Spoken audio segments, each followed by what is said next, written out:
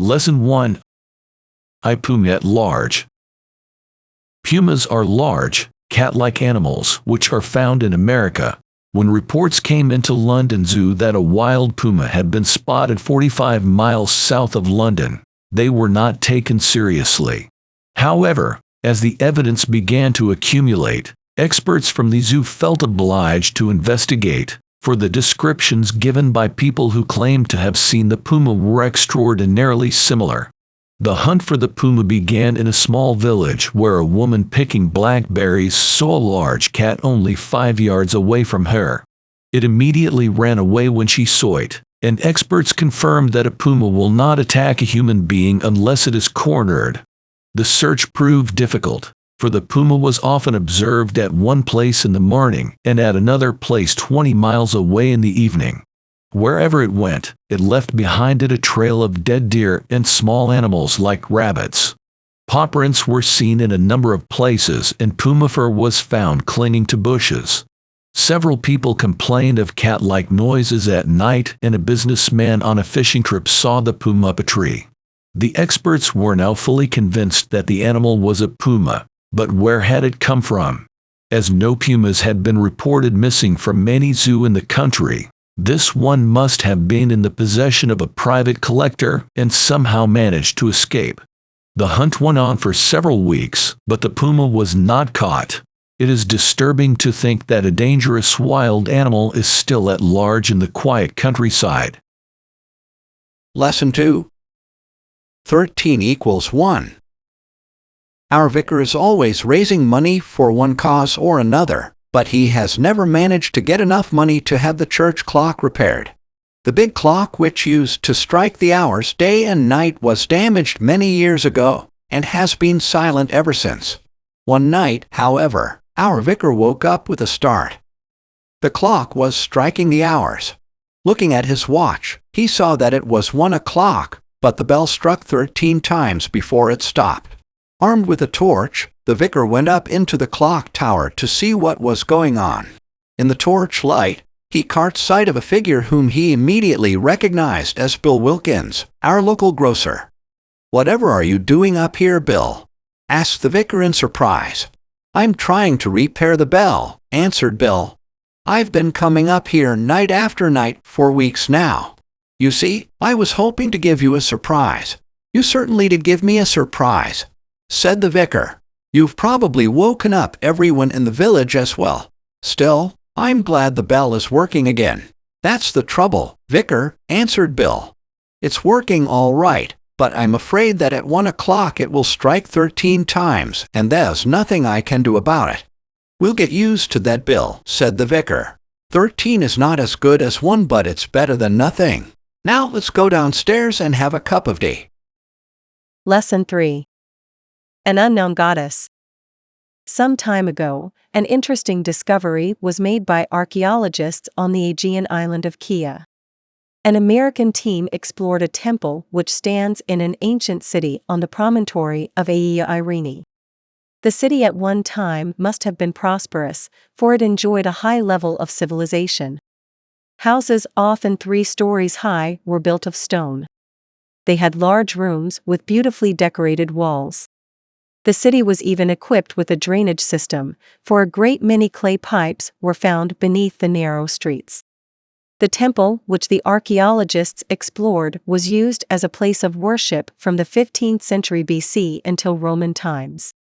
In the most sacred room of the temple, clay fragments of 15 statues were found. Each of these represented a goddess and had, at one time, been painted. The body of one statue was found among remains dating from the 15th century BC. Its missing head happened to be among remains of the 5th century BC. This head must have been found in classical times and carefully preserved.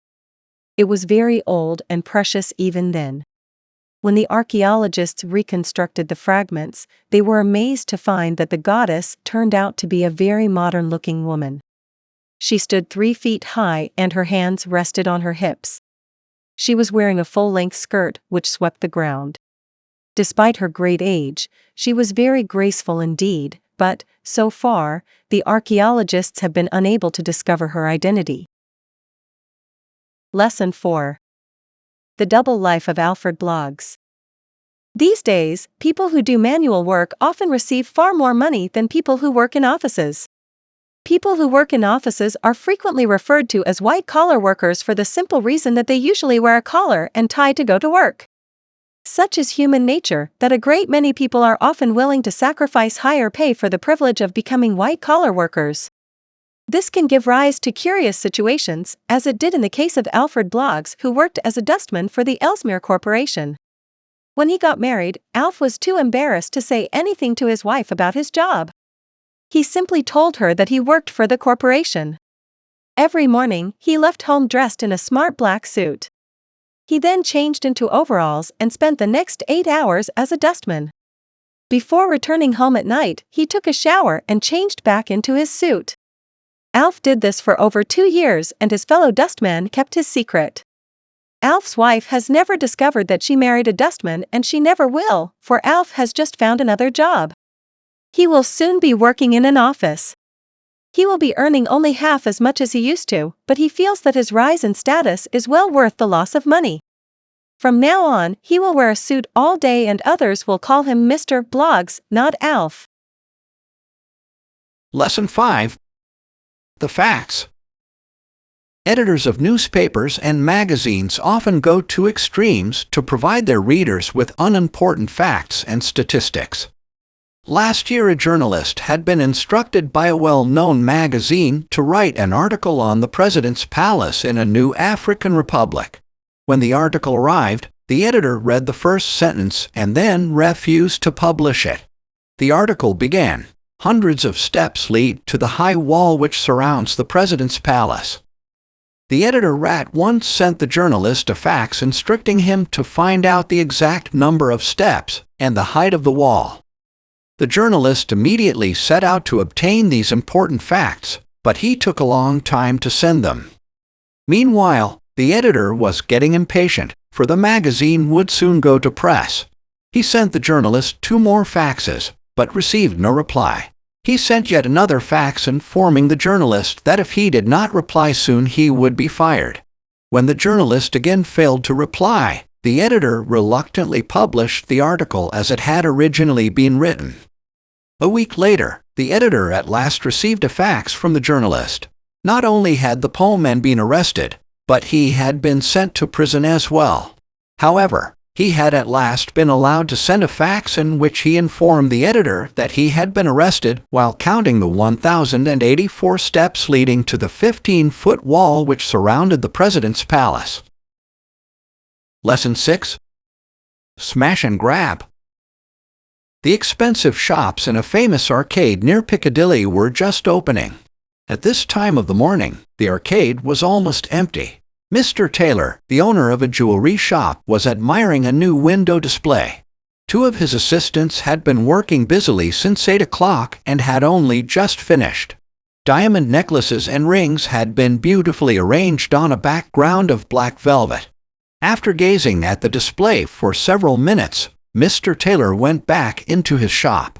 The silence was suddenly broken when a large car, with its headlights on and its horn blaring, roared down the arcade. It came to a stop outside the jeweler's. 1 man stayed at the wheel while 2 others with black stockings over their faces jumped out and smashed the window of the shop with iron bars. While this was going on, Mr. Taylor was upstairs. He and his staff began throwing furniture out of the window. Chairs and tables went flying into the arcade. One of the thieves was struck by a heavy statue, but he was too busy helping himself to diamonds to notice any pain.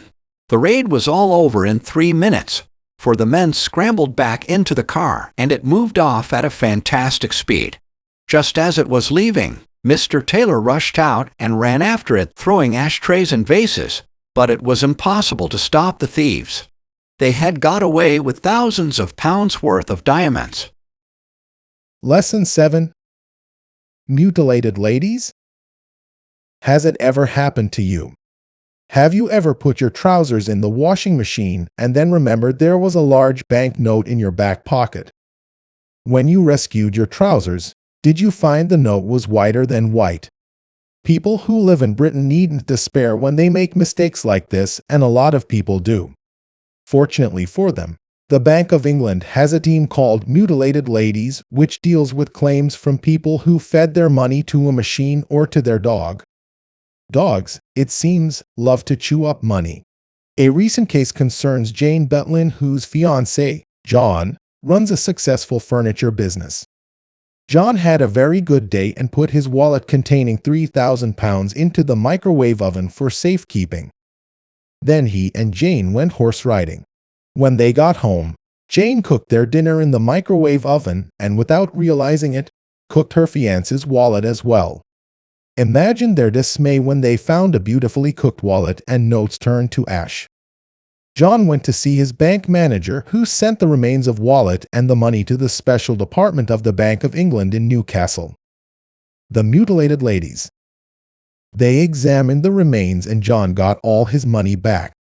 So long as there's something to identify, we will give people their money back, said a spokeswoman for the bank. Last year, we paid £1.5 million on 21,000 claims. Lesson 8.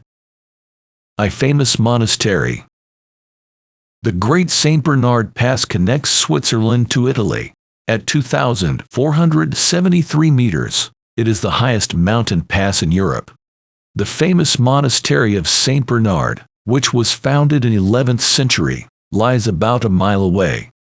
For hundreds of years, St. Bernard dogs have saved the lives of travelers crossing the dangerous pass.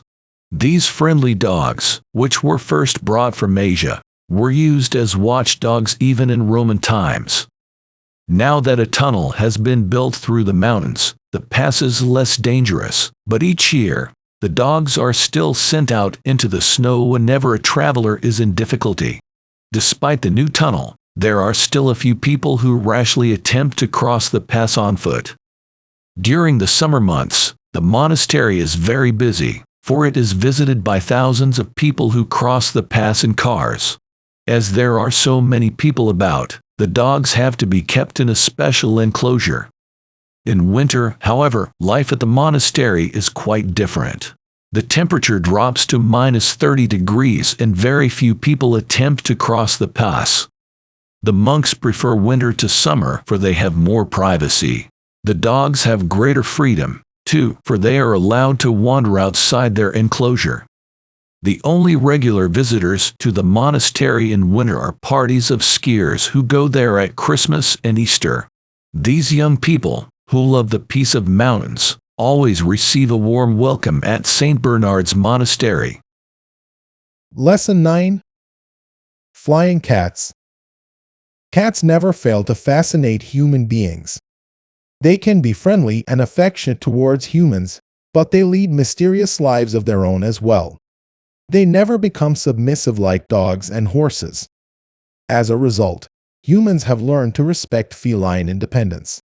Most cats remain suspicious of humans all their lives.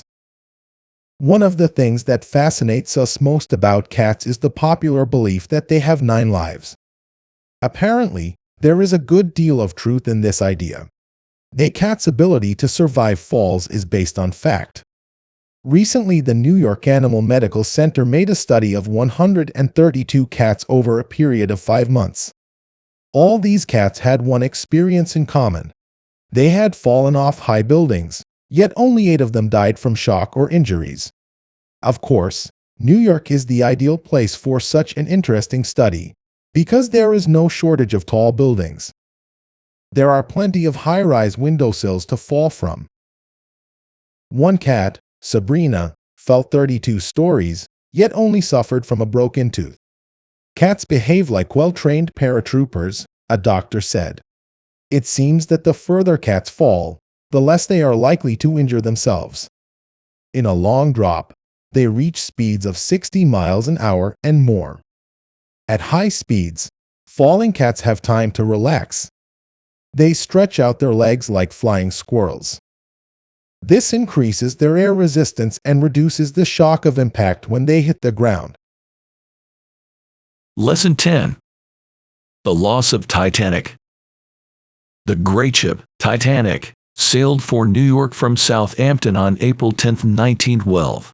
She was carrying 1,316 passengers and a crew of 891. Even by modern standards, the 46,000-ton Titanic was a colossal ship.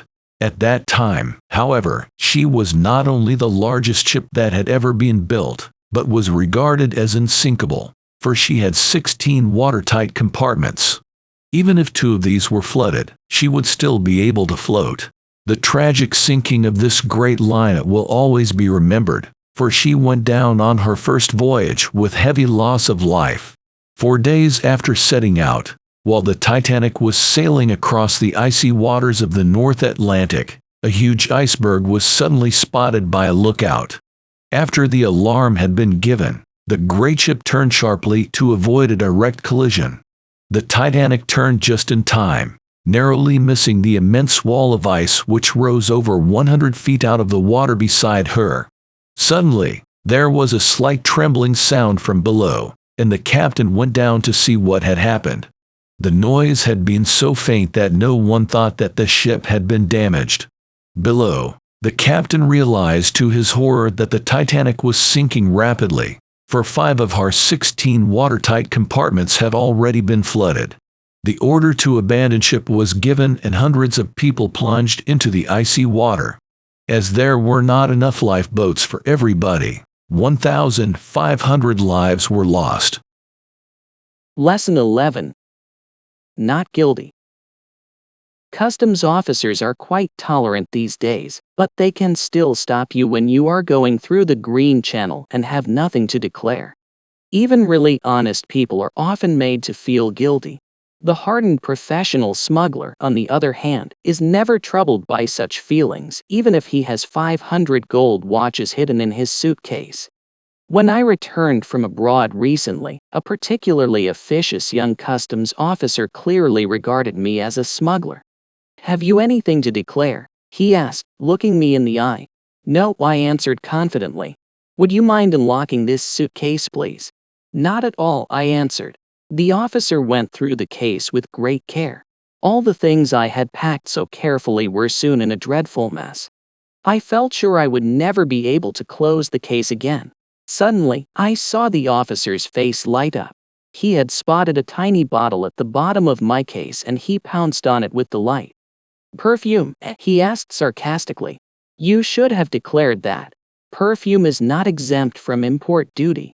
"But it isn't perfume," I said. "It's hair gel." Then I added with a smile, "It's a strange mixture I make myself." As I expected, he did not believe me. "Try it," I said encouragingly. The officer unscrewed the cap and put the bottle to his nostrils. He was greeted by an unpleasant smell which convinced him that I was telling the truth. A few minutes later, I was able to hurry away with precious chalk marks on my baggage. Lesson 12. Life on a desert island. Most of us have formed an unrealistic picture of life on a desert island. We sometimes imagine a desert island to be a sort of paradise where the sun always shines. Life there is simple and good. Ripe fruit falls from the trees and you never have to work. The other side of the picture is quite the opposite. Life on a desert island is wretched. You either starve to death or live like Robinson Crusoe, waiting for a boat which never comes.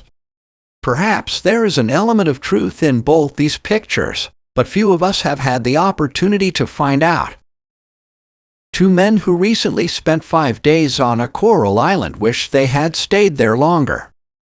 They were taking a badly damaged boat from the Virgin Islands to Miami to have it repaired. During the journey, their boat began to sink. They quickly loaded a small rubber dinghy with food, matches, and cans of beer and rowed for a few miles across the Caribbean until they arrived at a tiny coral island. There were hardly any trees on the island and there was no water, but this did not prove to be a problem. The men collected rainwater in the rubber dinghy. As they had brought a spear gun with them, they had plenty to eat. They caught lobster and fish every day, and as one of them put it, "Lived like kings." When a passing tanker rescued them 5 days later, both men were genuinely sorry that they had to leave. Lesson 13. It's only me. After her husband had gone to work, Mrs. Richards sent her children to school and went upstairs to her bedroom. She was too excited to do any housework that morning, for in the evening she would be going to a fancy dress party with her husband. She intended to dress up as a ghost, and as she had made her costume the night before, she was impatient to try it on. Though the costume consisted only of a sheet, it was very effective. After putting it on, Mrs. Richards went downstairs. She wanted to find out whether it would be comfortable to wear. Just as Mrs. Richards was entering the dining room, there was a knock on the front door. She knew that it must be the baker. She had told him to come straight in if ever she failed to open the door and to leave the bread on the kitchen table. Not wanting to frighten the postman, Mrs. Richards quickly hid in the small storeroom under the stairs. She heard the front door open and heavy footsteps in the hall. Suddenly the door of the storeroom was opened and a man entered. Mrs. Richards realized that it must be the man from the electricity board who had come to read the meter. She tried to explain the situation, saying it's only me, but it was too late. The man let out a cry and jumped back several paces. When Mrs. Richards walked towards him, he fled, slamming the door behind him. Lesson 14. A noble gangster. There was a time when the owners of shops and businesses in Chicago had to pay large sums of money to gangsters in return for protection. If the money was not paid promptly, the gangsters would quickly put a man out of business by destroying his shop. Obtaining protection money is not a modern crime. As long ago as the 14th century, an Englishman, Sir John Hawkwood, made the remarkable discovery that people would rather pay large sums of money than have their life work destroyed by gangsters. 600 years ago, Sir John Hawkwood arrived in Italy with a band of soldiers and settled near Florence. He soon made a name for himself and came to be known to the Italians as Giovanni Acuto. Whenever the Italian city-states were at war with each other, Hawkwood used to hire his soldiers to princes who were willing to pay the high price he demanded. In times of peace, when business was bad, Hawkwood and his men would march into a city-state and, after burning down a few farms, would offer to go away if protection money was paid to them. Hawkwood made large sums of money in this way. In spite of this, the Italians regarded him as a sort of hero. When he died at the age of 80, the Florentines gave him a state funeral and had a picture painted which was dedicated to the memory of the most valiant soldier and most notable leader, Signor Giovanni Hawkwood. Lesson 15. 50 pence worth of trouble. Children always appreciate small gifts of money. Mom or dad, of course, provide a regular supply of pocket money, but uncles and aunts are always a source of extra income. With some children, small sums go a long way. If 50 pence pieces are not exchanged for sweets, they rattle for months inside money boxes. Only very thrifty children manage to fill up a money box. For most of them, 50 pence is a small price to pay for a nice big bar of chocolate. My nephew, George, has a money box, but it is always empty. Very few of the 50 pence pieces and pound coins I have given him have found their way there. I gave him 50 pence yesterday and advised him to save it. Instead, he bought himself 50 pence worth of trouble. On his way to the sweet shop, he dropped his 50 pence and it bounced along the pavement and then disappeared down a drain. George took off his jacket, rolled up his sleeves and pushed his right arm through the drain cover. He could not find his 50 pence piece anywhere, and what is more, he could not get his arm out. A crowd of people gathered round him and a lady rubbed his arm with soap and butter, but George was firmly stuck. The fire brigade was called, and 2 firefighters freed George using a special type of grease. George was not too upset by his experience, because the lady who owns the sweet shop heard about his troubles and rewarded him with a large box of chocolates. Lesson 16. Mary had a little lamb. Mary and her husband Dimitri lived in the tiny village of Parakra in southern Greece. One of Mary's prized possessions was a little white lamb which her husband had given her.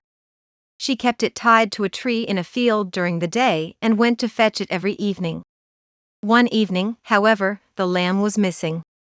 The rope had been cut, so it was obvious that the lamb had been stolen.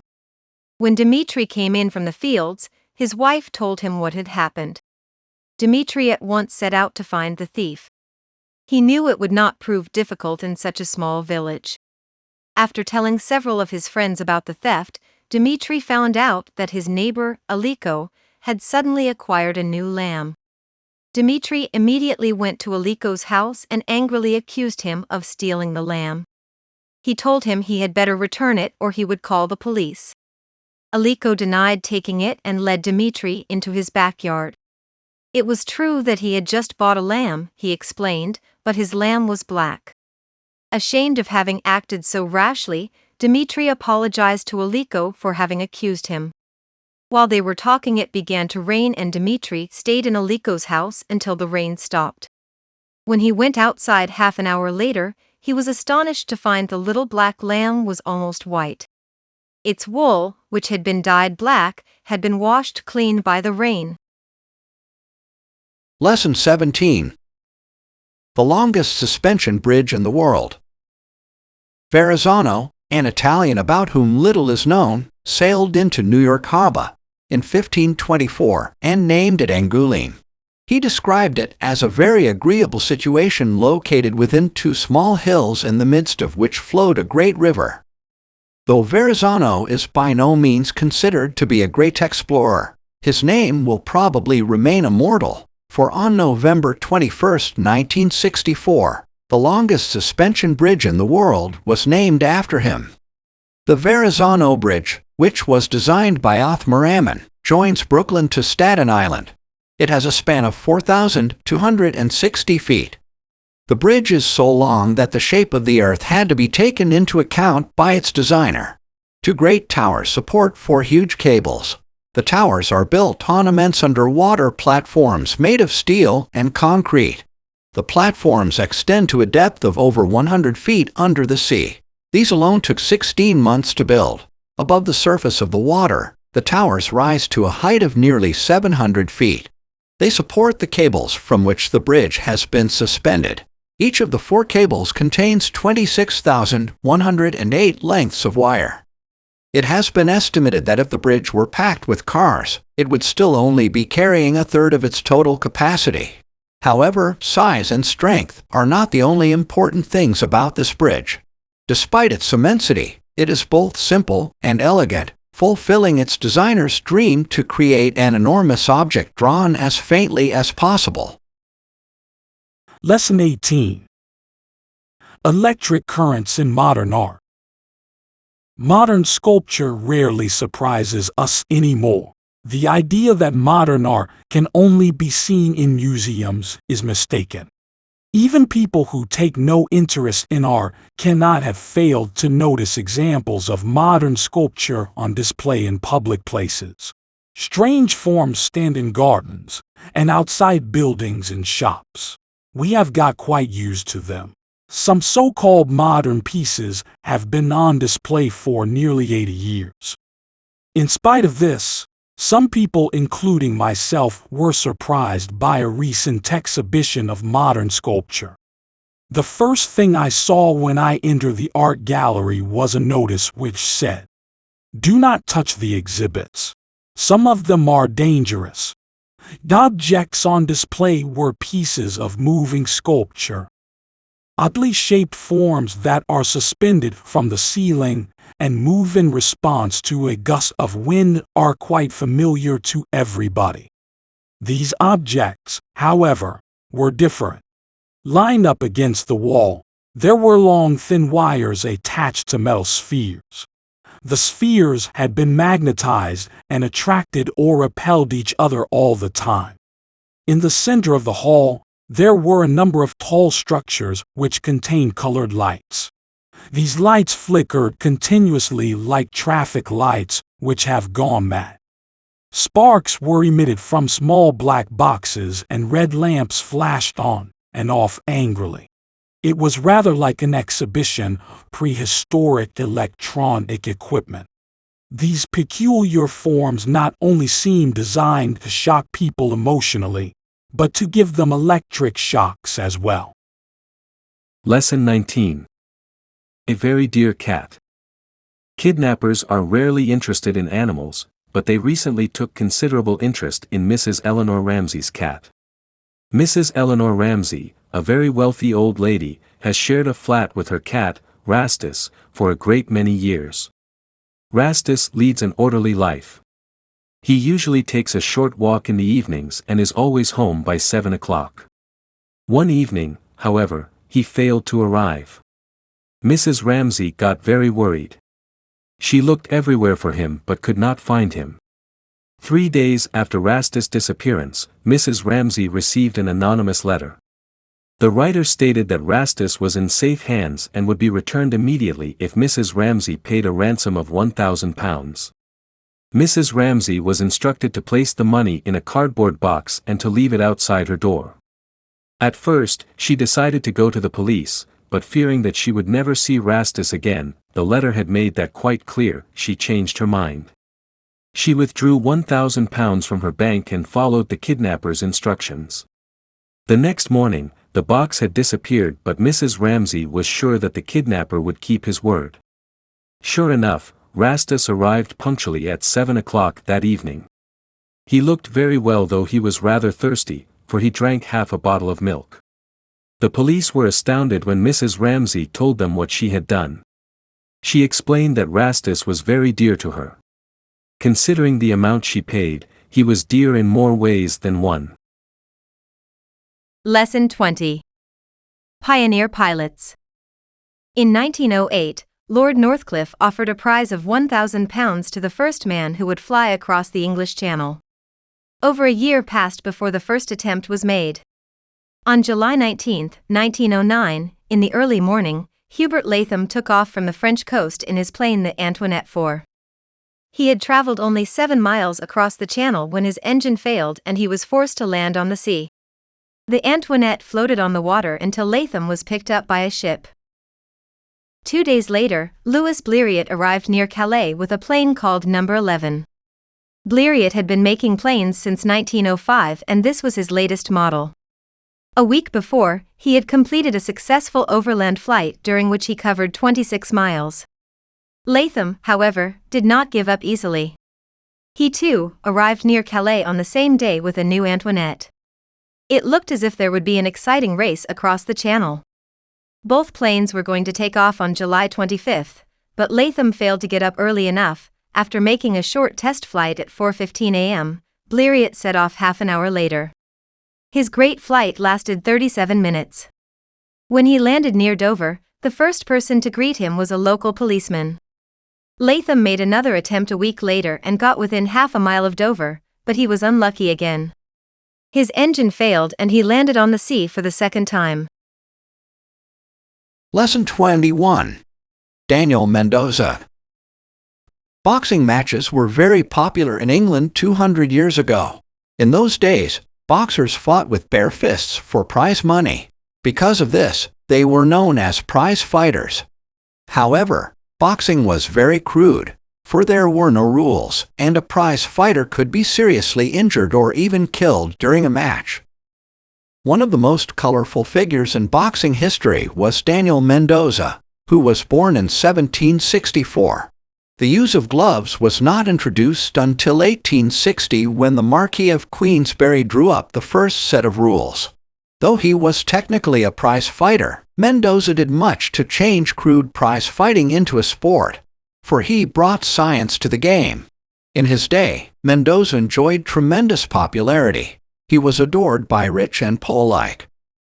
Mendoza rose to fame swiftly after a boxing match when he was only 14 years old. This attracted the attention of Richard Humphreys, who was then the most eminent boxer in England. He offered to train Mendoza, and his young pupil was quick to learn.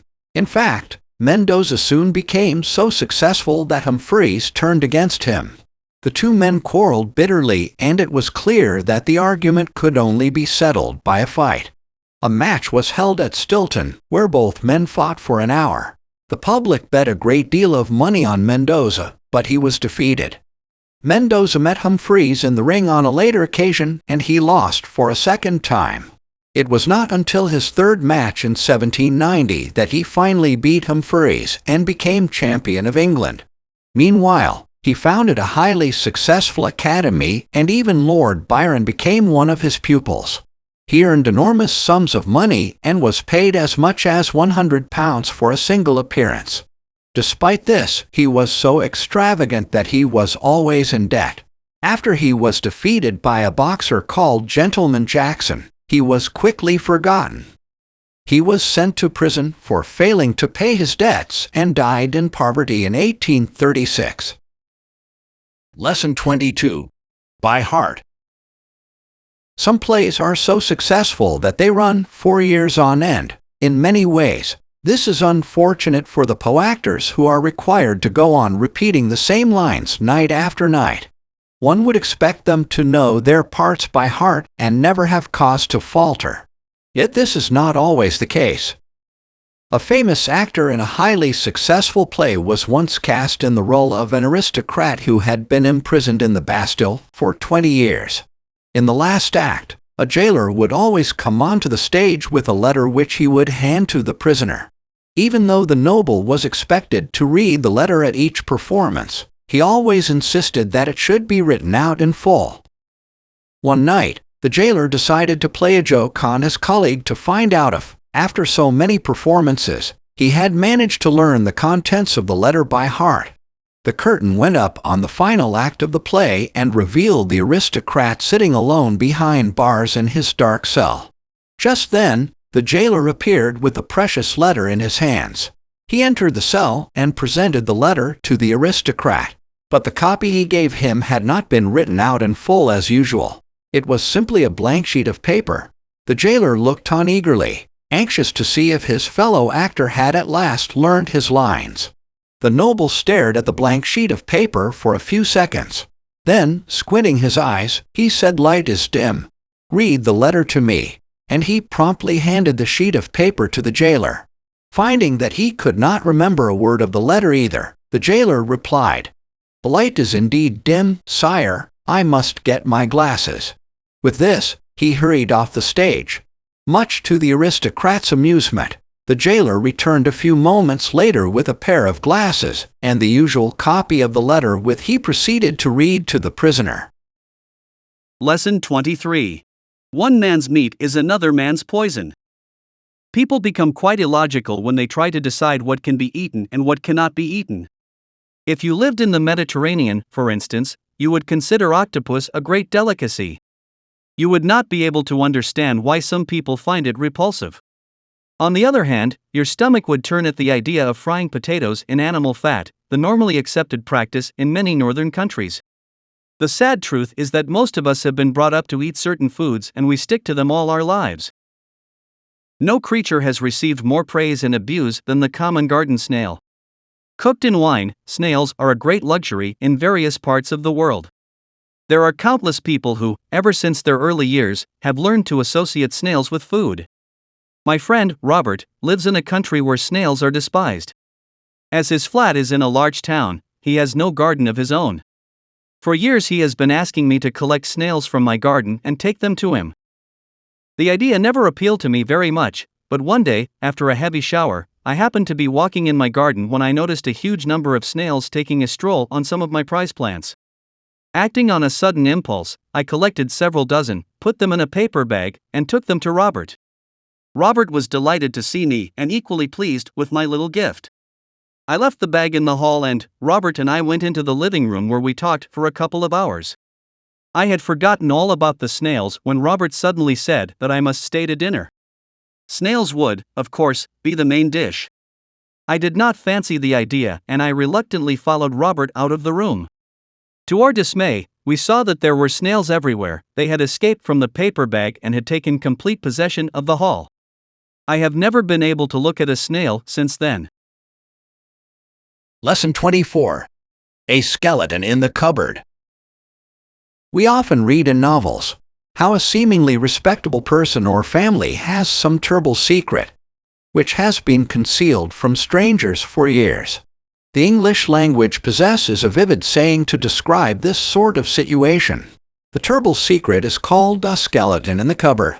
At some dramatic moment in the story, the terrible secret becomes known and a reputation is ruined.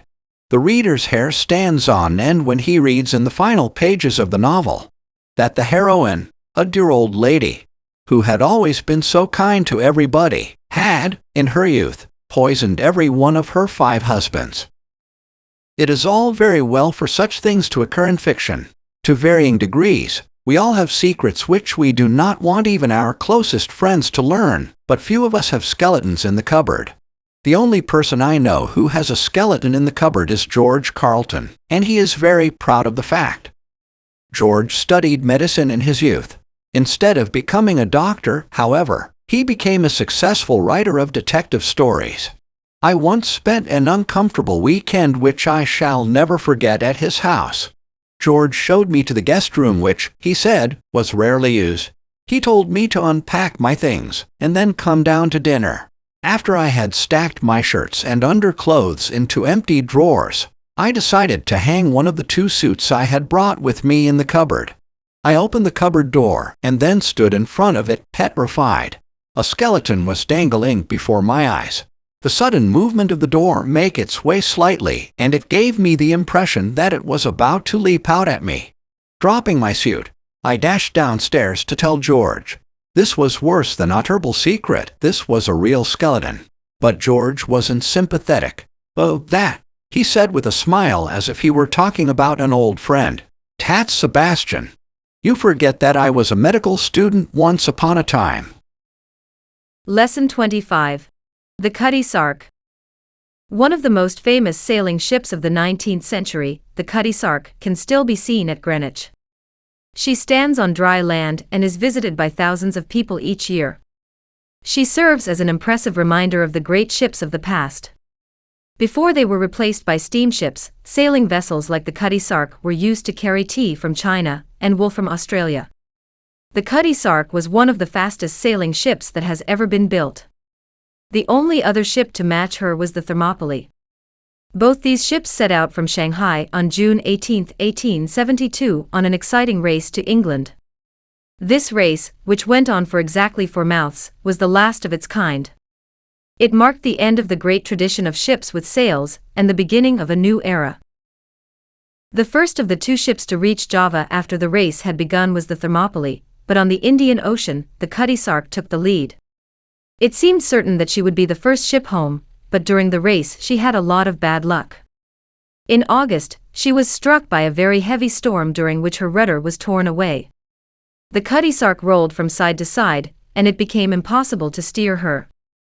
A temporary rudder was made on board from spare planks, and it was fitted with great difficulty. This greatly reduced the speed of the ship, for there was a danger that if she traveled too quickly, this rudder would be torn away as well. Because of this, the Cutty Sark lost her lead. After crossing the equator, the captain called in at a port to have a new rudder fitted, but by now the Thermopylae was over 500 miles ahead. Though the new rudder was fitted at tremendous speed, it was impossible for the Cutty Sark to win. She arrived in England a week after the Thermopylae. Even this was remarkable, considering that she had had so many delays. There is no doubt that if she had not lost her rudder, she would have won the race easily. Lesson 26. Wanted a large biscuit tin. No one can avoid being influenced by advertisements. Much as we may pride ourselves on our good taste, we are no longer free to choose the things we want, for advertising exerts a subtle influence on us. In their efforts to persuade us to buy this or that product, advertisers have made a close study of human nature and have classified all our little weaknesses.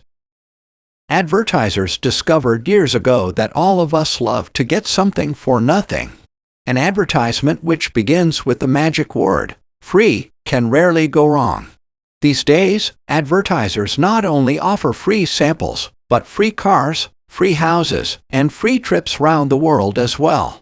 They devise hundreds of competitions which will enable us to win huge sums of money. Radio and television have made it possible for advertisers to capture the attention of millions of people in this way. During a radio program, a company of biscuit manufacturers once asked listeners to bake biscuits and send them to their factory. They offered to pay $10 a pound for the biggest biscuit baked by a listener. The response to this competition was tremendous. Before long, biscuits of all shapes and sizes began arriving at the factory. One lady brought in a biscuit on a wheelbarrow. It weighed nearly 500 pounds. A little later, a man came along with a biscuit which occupied the whole boot of his car. All the biscuits that were sent were carefully weighed. The largest was 713 pounds. It seemed certain that this would win the prize. But just before the competition closed, a lorry arrived at the factory with a truly colossal biscuit which weighed 2,400 pounds. It had been baked by a college student who had used over 1,000 pounds of flour, 800 pounds of sugar, 200 pounds of fat, and 400 pounds of various other ingredients. It was so heavy that a crane had to be used to remove it from the lorry. The manufacturers had to pay more money than they had anticipated, for they bought the biscuit from the student for $24,000. Lesson 27. Nothing to sell and nothing to buy. It has been said that everyone lives by selling something. In the light of this statement, teachers live by selling knowledge, philosophers by selling wisdom, and priests by selling spiritual comfort. Though it may be possible to measure the value of material goods in terms of money, it is extremely difficult to estimate the true value of the services which people perform for us. There are times when we would willingly give everything we possess to save our lives, yet we might grudge paying a surgeon a high fee for offering us precisely this service. The conditions of society are such that skills have to be paid for in the same way that goods are paid for at a shop. Everyone has something to sell. Tramps seem to be the only exception to this general rule. Beggars almost sell themselves as human beings to arouse the pity of passers-by. But real tramps are not beggars. They have nothing to sell and require nothing from others. In seeking independence, they do not sacrifice their human dignity. A tramp may ask you for money, but he will never ask you to feel sorry for him. He has deliberately chosen to lead the life he leads and is fully aware of the consequences. He may never be sure where the next meal is coming from, but he is free from the thousands of anxieties which afflict other people.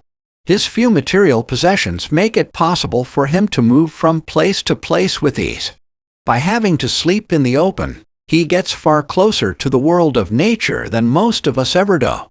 He may hunt, beg, or steal occasionally to keep himself alive. He may even, in times of real need, do a little work, but he will never sacrifice his freedom. We often speak of tramps with contempt and put them in the same class as beggars. But how many of us can honestly say that we have not felt a little envious of their simple way of life and their freedom from care? Lesson 28. 5 pounds too dear. Small boats loaded with wares sped to the Great Line as she was entering the harbour. Before she had anchored, the men from the boats had climbed on board, and the decks were soon covered with colorful rugs from Persia, silks from India, copper coffee pots, and beautiful handmade silverware. It was difficult not to be tempted. Many of the tourists on board had begun bargaining with the tradesmen, but I decided not to buy anything until I had disembarked. I had no sooner got off the ship than I was assailed by a man who wanted to sell me a diamond ring. I had no intention of buying one, but I could not conceal the fact that I was impressed by the size of the diamonds. Some of them were as big as marbles. The man went to great lengths to prove that the diamonds were real. As we were walking past a shop, he held a diamond firmly against the window and made a deep impression in the glass. It took me over half an hour to get rid of him. The next man to approach me was selling expensive pens and watches. I examined one of the pens closely. It certainly looked genuine. At the base of the gold cap, the words "Made in the USA" had been neatly inscribed. The man said that the pen was worth 50 pounds, but as a special favor, he would let me have it for 30 pounds. I shook my head and held up 5 fingers indicating that I was willing to pay 5 pounds. Gesticulating wildly, the man acted as if he found my offer outrageous, but he eventually reduced the price to £10. Shrugging my shoulders, I began to walk away when, a moment later, he ran after me and thrust the pen into my hands. Though he kept throwing up his arms in despair, he readily accepted the £5 I gave him. I felt especially pleased with my wonderful bargain until I got back to the ship. No matter how hard I tried, it was impossible to fill this beautiful pen with ink, and to this day it has never written a single word. Lesson 29. Funny or not. Whether we find a joke funny or not largely depends on where we have been brought up. The sense of humor is mysteriously bound up with national characteristics. A French man, for instance, might find it hard to laugh at a Russian joke.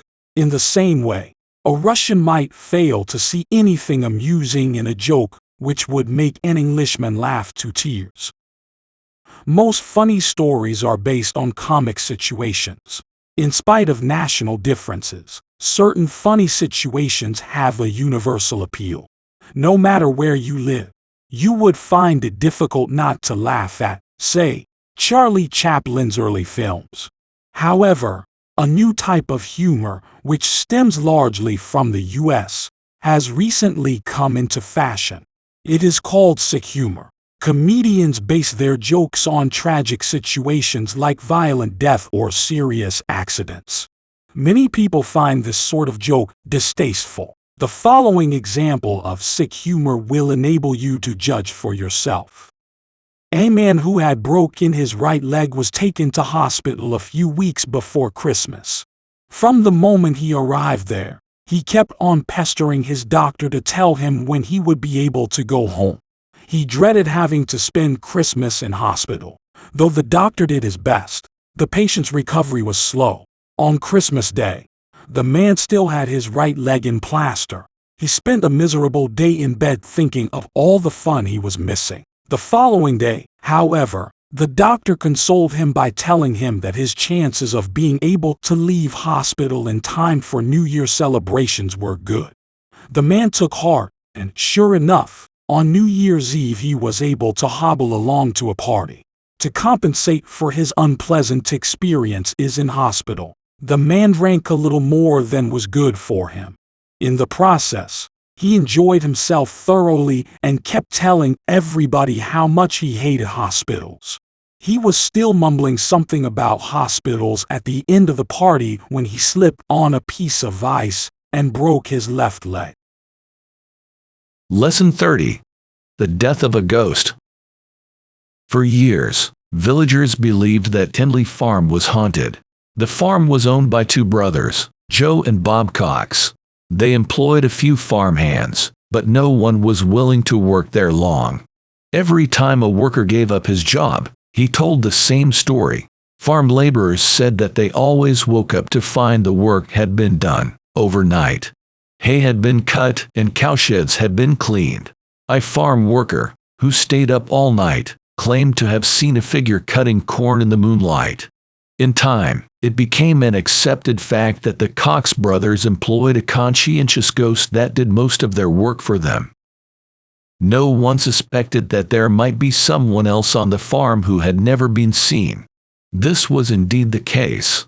A short time ago, villagers were astonished to learn that the ghost of Vinley had died. Everyone went to the funeral, for the ghost was none other than Eric Cox, a third brother who was supposed to have died as a young man. After the funeral, Joe and Bob revealed a secret which they had kept for over 40 years. Eric had been the eldest son of the family, very much older than his two brothers. He had been obliged to join the army during the Second World War. As he hated army life, he decided to desert his regiment. When he learned that he would be sent abroad, he returned to the farm and his father hid him until the end of the war. Fearing the authorities, Eric remained in hiding after the war as well. His father told everybody that Eric had been killed in action. The only other people who knew the secret were Joe and Bob. They did not even tell their wives. When their father died, they thought it their duty to keep Eric in hiding. All these years, Eric had lived as a recluse. He used to sleep during the day and work at night, quite unaware of the fact that he had become the ghost of Tinley. When he died, however, his brothers found it impossible to keep the secret any longer. Lesson 31. A lovable eccentric. True eccentrics never deliberately set out to draw attention to themselves. They disregard social conventions without being conscious that they are doing anything extraordinary. This invariably wins them the love and respect of others, for they add color to the dull routine of everyday life. Up to the time of his death, Richard Coulson was one of the most notable figures in our town. He was a shrewd and wealthy businessman, but most people in the town hardly knew anything about this side of his life. He was known to us all as Dicky, and his eccentricity had become legendary long before he died. Dicky disliked snobs intensely. Though he owned a large car, he hardly ever used it, preferring always to go on foot. Even when it was raining heavily, he refused to carry an umbrella. One day, he walked into an expensive shop after having been caught in a particularly heavy shower. He wanted to buy a £300 watch for his wife, but he was in such a bedraggled condition that an assistant refused to serve him. Dicky left the shop without a word and returned carrying a large cloth bag. As it was extremely heavy, he dumped it on the counter.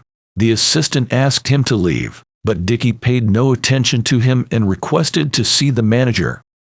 Recognizing who the customer was, the manager was most apologetic and reprimanded the assistant severely. When Dicky was given the watch, he presented the assistant with the cloth bag. It contained £300 in pennies. He insisted on the assistant's counting the money before he left 30,000 pennies in all. On another occasion, he invited a number of important critics to see his private collection of modern paintings. This exhibition received a great deal of attention in the press, for though the pictures were supposed to be the work of famous artists, they had in fact been painted by Dicky. It took him 4 years to stage this elaborate joke simply to prove that critics do not always know what they are talking about. Lesson 32. A lost ship. The salvage operation had been a complete failure. The small ship, Elcor, which had been searching the Barents Sea for weeks, was on its way home. A radio message from the mainland had been received by the ship's captain instructing him to give up the search. The captain knew that another attempt would be made later, for the sunken ship he was trying to find had been carrying a precious cargo of gold bullion. Despite the message, the captain of the Elcor decided to try once more. The seabed was scoured with powerful nets, and there was tremendous excitement on board when a chest was raised from the bottom. Though the crew were at first under the impression that the lost ship had been found, the contents of the chest proved them wrong. What they had in fact found was a ship which had been sunk many years before. The chest contained the personal belongings of a seaman, Alan Fielding. There were books, clothing, and photographs, together with letters which the seaman had once received from his wife. The captain of the Elcor ordered his men to salvage as much as possible from the wreck. Nothing of value was found, but the numerous items which were brought to the surface proved to be of great interest.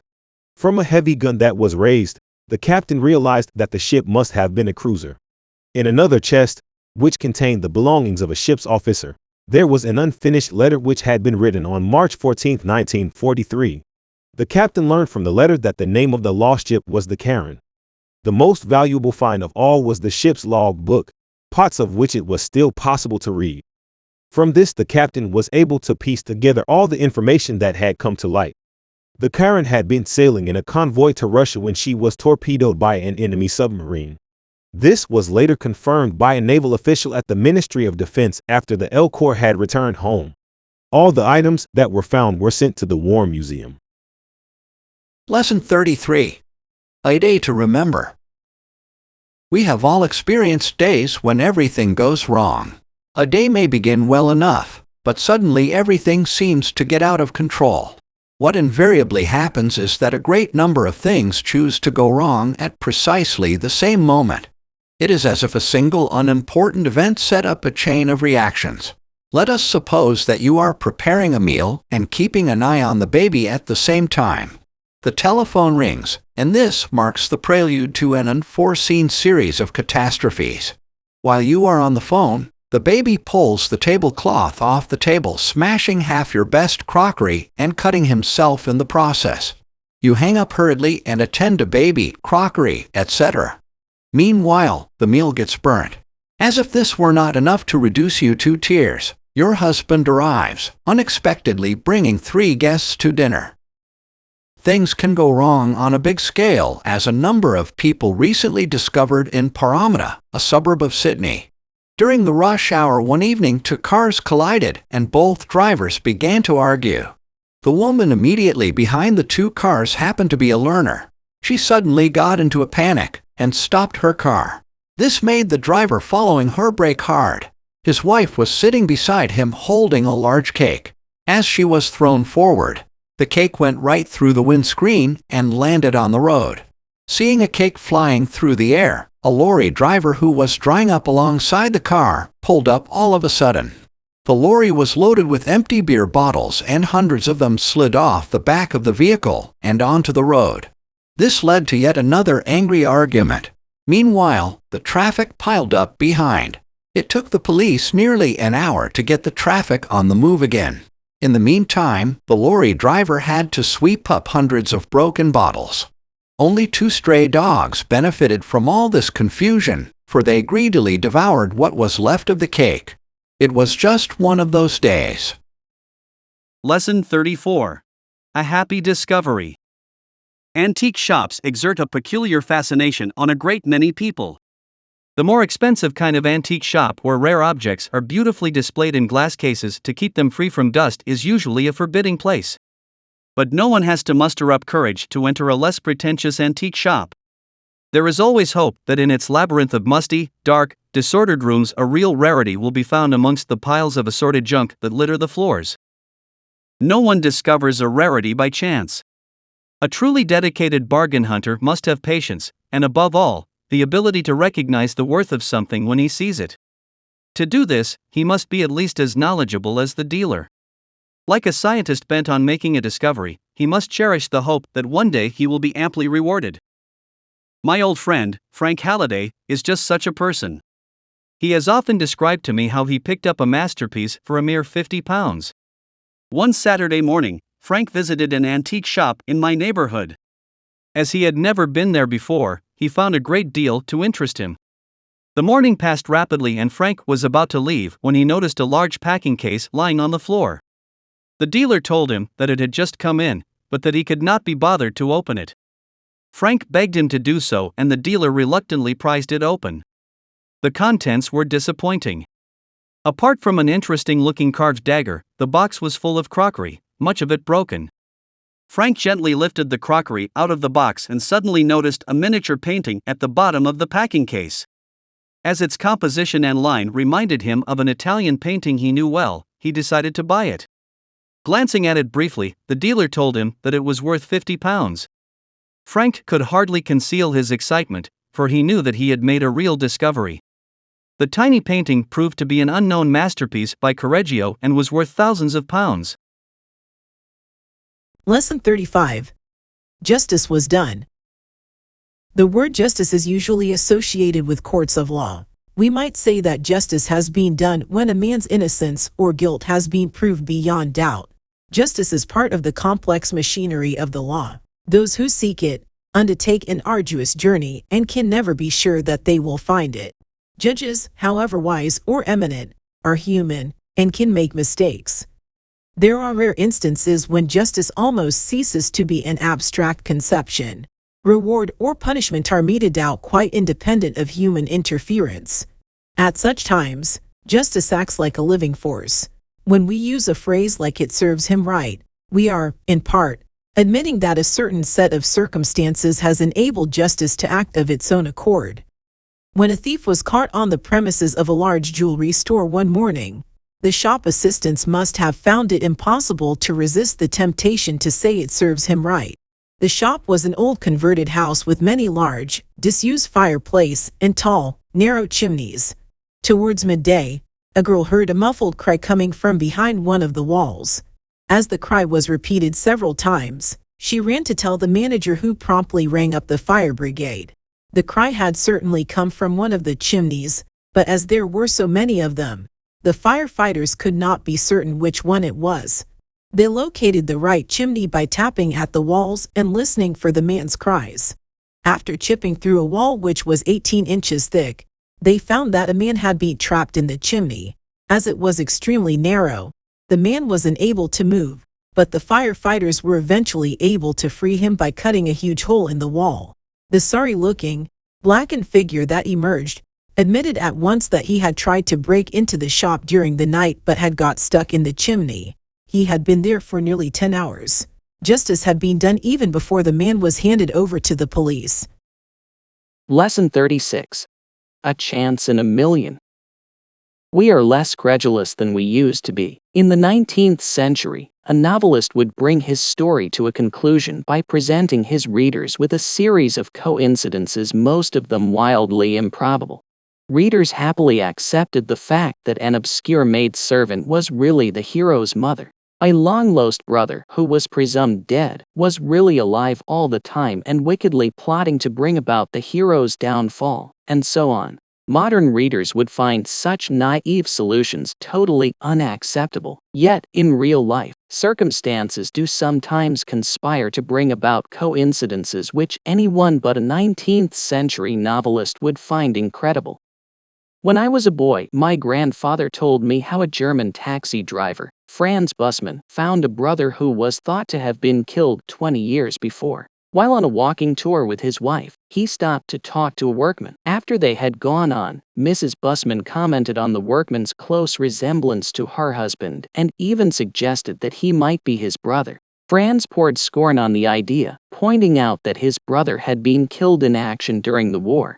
Though Mrs. Bussmann was fully acquainted with this story, she thought that there was a chance in a million that she might be right. A few days later, she sent a boy to the workman to ask him if his name was Hans Bussmann. Needless to say, the man's name was Hans Bussmann, and he really was Franz's long-lost brother. When the brothers were reunited, Hans explained how it was that he was still alive.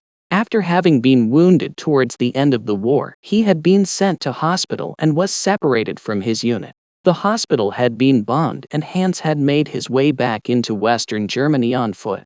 Meanwhile, his unit was lost and all records of him had been destroyed. Hans returned to his family home, but the house had been bombed and no one in the neighborhood knew what had become of the inhabitants. Assuming that his family had been killed during an air raid, Hans settled down in a village 50 miles away where he had remained ever since. Lesson 37. The West Haven Express. We have learned to expect that trains will be punctual. After years of conditioning, most of us have developed an unshakable faith in railway timetables. Ships may be delayed by storms, flights may be cancelled because of bad weather, but trains must be on time. Only an exceptionally heavy snowfall might temporarily dislocate railway services. It is all too easy to blame the railway authorities when something does go wrong. The truth is that when mistakes occur, they are more likely to be ours than theirs. After consulting my railway timetable, I noted with satisfaction that there was an express train to West Haven.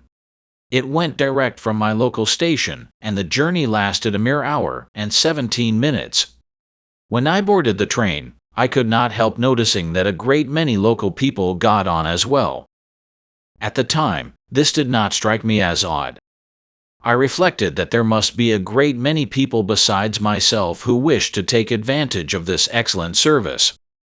Neither was I surprised when the train stopped at Widley, a tiny station a few miles along the line. Even a mighty express train can be held up by signals. But when the train dawdled at station after station, I began to wonder. It suddenly dawned on me that this express was not roaring down the line at 90 miles an hour, but barely chugging along at 30. 1 hour and 17 minutes passed, and we had not even covered half the distance. I asked a passenger if this was the West Haven Express, but he had not even heard of it. I determined to lodge a complaint as soon as we arrived. 2 hours later, I was talking angrily to the station master at West Haven. When he denied the train's existence, I borrowed his copy of the timetable. There was a note of triumph in my voice when I told him that it was there in black and white. Glancing at it briefly, he told me to look again. A tiny asterisk conducted me to a footnote at the bottom of the page. It said this service has been suspended. Lesson 38. The first calendar. Future historians will be in a unique position when they come to record the history of our own times. They will hardly know which facts to select from the great mass of evidence that steadily accumulates. What is more, they will not have to rely solely on the written word. Films, videos, CDs, and CD-ROMs are just some of the bewildering amount of information they will have. They will be able, as it were, to see and hear us in action. But the historian attempting to reconstruct the distant past is always faced with a difficult task. He has to deduce what he can from the few scanty clues available. Even seemingly insignificant remains can shed interesting light on the history of early manual. Up to now, historians have assumed that calendars came into being with the advent of agriculture, for then man was faced with a real need to understand something about the seasons. Recent scientific evidence seems to indicate that this assumption is incorrect.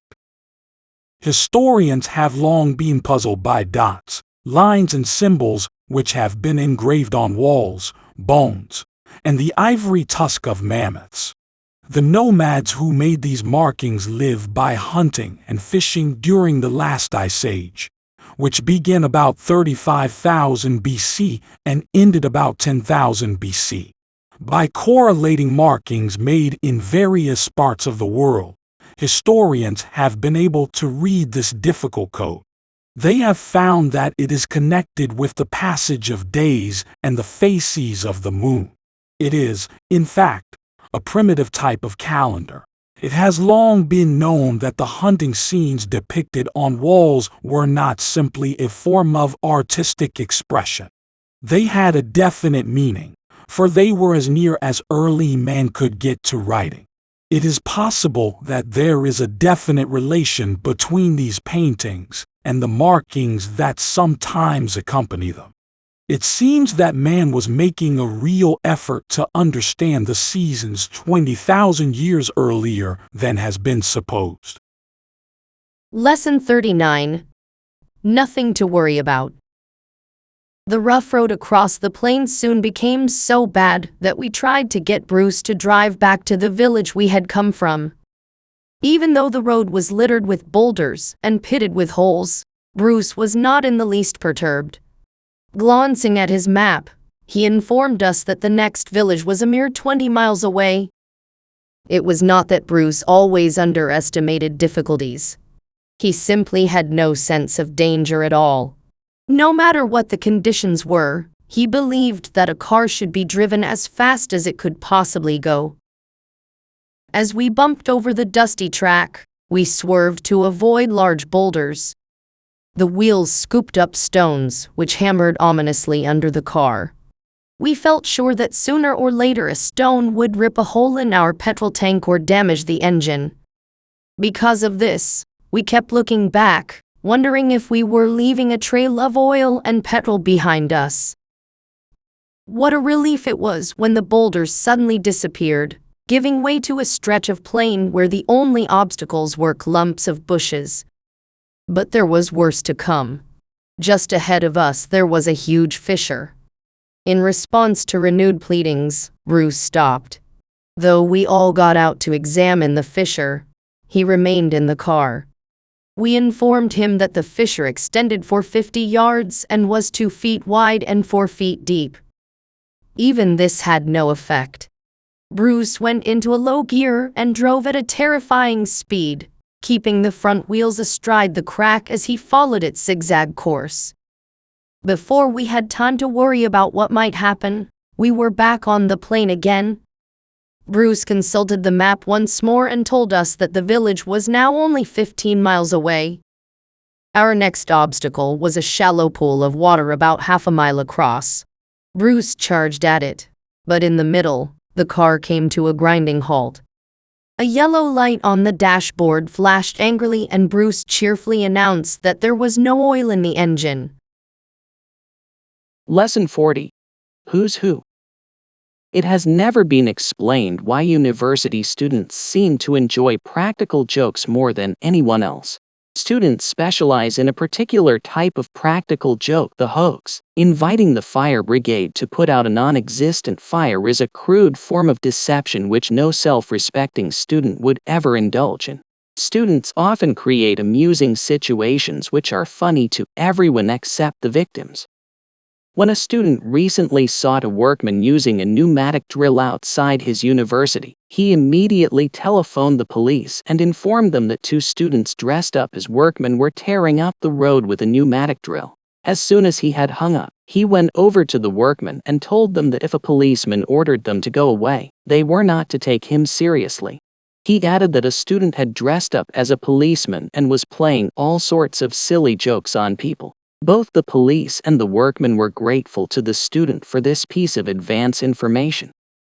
The student hid in an archway nearby where he could watch and hear everything that went on. Sure enough, a policeman arrived on the scene and politely asked the workman to go away. When he received a very rude reply from one of the workmen, he threatened to remove them by force. The workman told him to do as he pleased and the policeman telephoned for help. Shortly afterwards, 4 more policemen arrived and remonstrated with the workmen. As the men refused to stop working, the police attempted to seize the pneumatic drill. The workmen struggled fiercely, and one of them lost his temper. He threatened to call the police. At this, the police pointed out ironically that this would hardly be necessary as the men were already under arrest. Pretending to speak seriously, one of the workmen asked if he might make a telephone call before being taken to the station. Permission was granted and a policeman accompanied him to a payphone. Only when he saw that the man was actually telephoning the police did he realize that they had all been the victims of a hoax. Lesson 41. Illusions of Pastoral Peace. The quiet life of the country has never appealed to me. City-born and city-bred, I have always regarded the country as something you look at through a train window, or something you occasionally visit during the weekend. Most of my friends live in the city, yet they always go into raptures at the mere mention of the country. Though they extol the virtues of the peaceful life, only one of them has ever gone to live in the country, and he was back in town within 6 months. Even he still lives under the illusion that country life is somehow superior to town life. He is forever talking about the friendly people, the clean atmosphere, the closeness to nature, and the gentle pace of living. Nothing can be compared, he maintains, with the first cockcrow, the twittering of birds at dawn, the sight of the rising sun glinting on the trees and pastures. This idyllic pastoral scene is only part of the picture. My friend fails to mention the long and friendless winter evenings in front of the TV, virtually the only form of entertainment. He says nothing about the post-selection of goods in the shops, or about those unfortunate people who have to travel from the country to the city every day to get to work. Why people are prepared to tolerate a 4-hour journey each day for the dubious privilege of living in the country is beyond me. They could be saved so much misery and expense if they chose to live in the city where they rightly belong. If you can do without the few pastoral pleasures of the country, you will find the city can provide you with the best that life can offer. You never have to travel miles to see your friends. They invariably live nearby and are always available for an informal chat or an evening's entertainment. Some of my acquaintances in the country come up to town once or twice a year to visit the theater as a special treat. For them, this is a major operation which involves considerable planning. As the play draws to its close, they wonder whether they will ever catch that last train home. The city dweller never experiences anxieties of this sort. The latest exhibitions, films, or plays are only a short bus ride away. Shopping, too, is always a pleasure. There is so much variety that you never have to make do with second best. Country people run wild when they go shopping in the city and stagger home loaded with as many of the exotic items as they can carry. Nor is the city without its moments of beauty. There is something comforting about the warm glow shed by advertisements on cold, wet winter nights. Few things could be more impressive than the peace that descends on deserted city streets at weekends when the thousands that travel to work every day are tucked away in their homes in the country. It has always been a mystery to me why city dwellers, who appreciate all these things, obstinately pretend that they would prefer to live in the country. Lesson 42. Modern Cavemen. Cave exploration, or potholing, as it has come to be known, is a relatively new sport. Perhaps it is the desire for solitude or the chance of making an unexpected discovery that lures people down to the depths of the earth. It is impossible to give a satisfactory explanation for a potholer's motives. For him, caves have the same peculiar fascination which high mountains have for the climber. They arouse instincts which can only be dimly understood. Exploring really deep caves is not a task for the Sunday afternoon rambler. Such undertakings require the precise planning and foresight of military operations. It can take as long as 8 days to rig up rope ladders and to establish supply bases before a descent can be made into a very deep cave. Precautions of this sort are necessary, for it is impossible to foretell the exact nature of the difficulties which will confront the potholer. The deepest known cave in the world is the Gouffre Berger near Grenoble. It extends to a depth of 3,723 feet. This immense chasm has been formed by an underground stream which has tunneled a course through a flow in the rocks. The entrance to the cave is on a plateau in the Dauphin Alps. As it is only 6 feet across, it is barely noticeable. The cave might never have been discovered had not the entrance been spotted by the distinguished French potholer, Berger. Since its discovery, it has become a sort of potholer's Everest. Though a number of descents have been made, much of it still remains to be explored. A team of potholers recently went down the Gouffre Berger. After entering the narrow gap on the plateau, they climbed down the steep sides of the cave until they came to a narrow corridor. They had to edge their way along this, sometimes wading across shallow streams or swimming across deep pools. Suddenly they came to a waterfall which dropped into an underground lake at the bottom of the cave.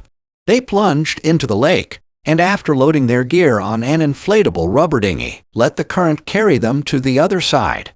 To protect themselves from the icy water, they had to wear special rubber suits.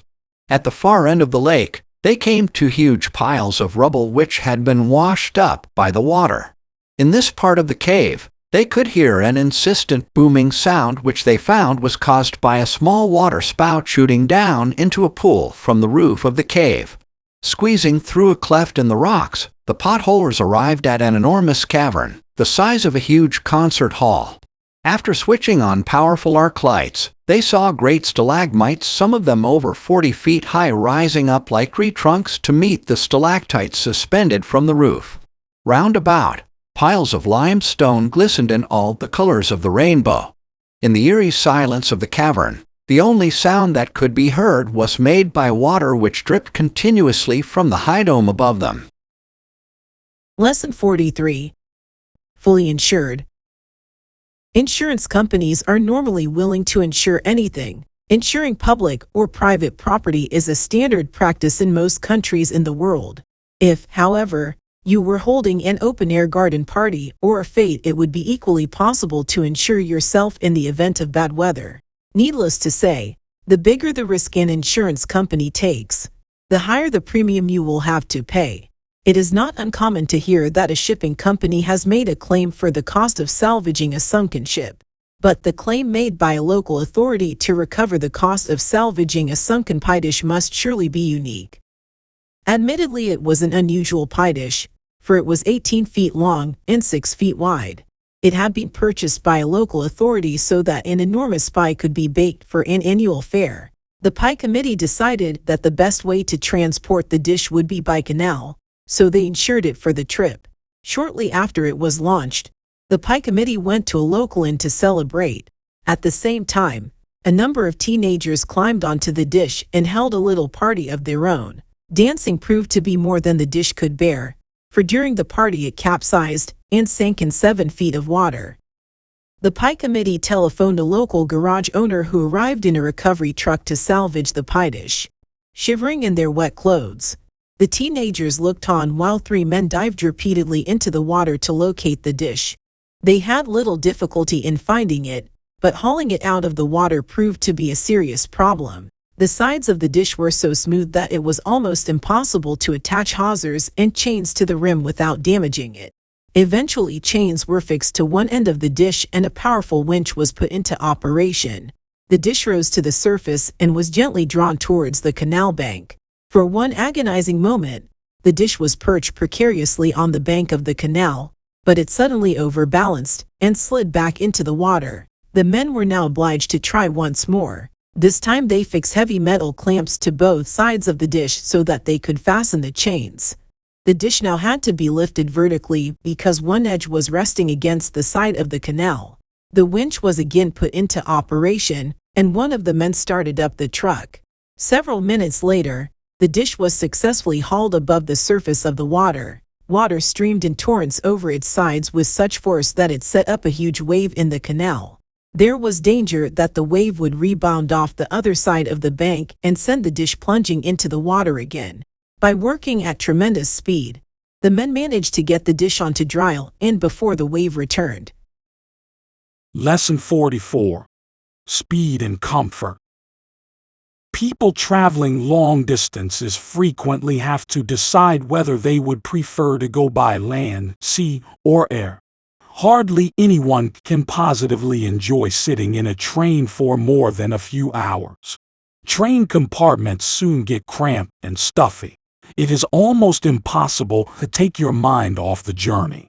Reading is only a partial solution, for the monotonous rhythm of the wheels clicking on the rails soon lulls you to sleep. During the day, sleep comes in snatches. At night, when you really wish to go to sleep, you rarely manage to do so.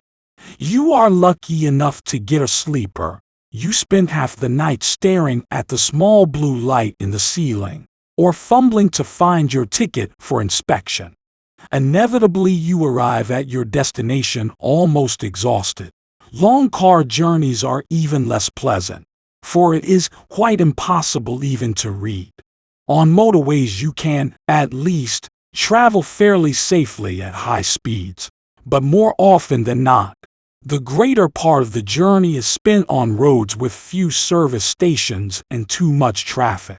By comparison, ferry trips or cruises offer a great variety of civilized comforts. You can stretch your legs on the spacious decks, play games, meet interesting people, and enjoy good food, always assuming, of course, that the sea is calm. If it is not, and you are likely to get seasick, no form of transport could be worse. Even if you travel in ideal weather, sea journeys take a long time. Relatively few people are prepared to sacrifice up to a third of their holidays for the pleasure of traveling by sea. Aeroplanes have the reputation of being dangerous, and even hardened travelers are intimidated by them. They also have the disadvantage of being an expensive form of transport, but nothing can match them for speed and comfort. Traveling at a height of 30,000 feet, far above the clouds, and at over 500 miles an hour is an exhilarating experience. You do not have to devise ways of taking your mind off the journey, for an aeroplane gets you to your destination rapidly. For a few hours, you settle back in a deep armchair to enjoy the flight. The real escapist can watch a free film show and sip champagne on some services. But even when such refinements are not available, there is plenty to keep you occupied. An aeroplane offers you an unusual and breathtaking view of the world. You soar effortlessly over high mountains and deep valleys. You really see the shape of the land. If the landscape is hidden from view, you can enjoy the extraordinary sight of unbroken cloud plains that stretch out for miles before you, while the sun shines brilliantly in a clear sky. The journey is so smooth that there is nothing to prevent you from reading or sleeping. However you decide to spend your time, one thing is certain: you will arrive at your destination fresh and uncrumpled. You will not have to spend the next few days recovering from a long and arduous journey. Lesson 45. The power of the press. In democratic countries, any efforts to restrict the freedom of the press are rightly condemned. However, this freedom can easily be abused. Stories about people often attract far more public attention than political events. Though we may enjoy reading about the lives of others, it is extremely doubtful whether we would equally enjoy reading about ourselves. Acting on the contention that facts are sacred, reporters can cause untold suffering to individuals by publishing details about their private lives. Newspapers exert such tremendous influence that they can not only bring about major changes to the lives of ordinary people but can even overthrow a government. The story of a Poe family that acquired fame and fortune overnight dramatically illustrates the power of the press. The family lived in Aberdeen, a small town of 23,000 inhabitants in South Dakota. As the parents had 5 children, life was a perpetual struggle against poverty. They were expecting their 6th child and were faced with even more pressing economic problems. If they had only had one more child, the fact would have passed unnoticed. They would have continued to struggle against economic odds and would have lived in obscurity.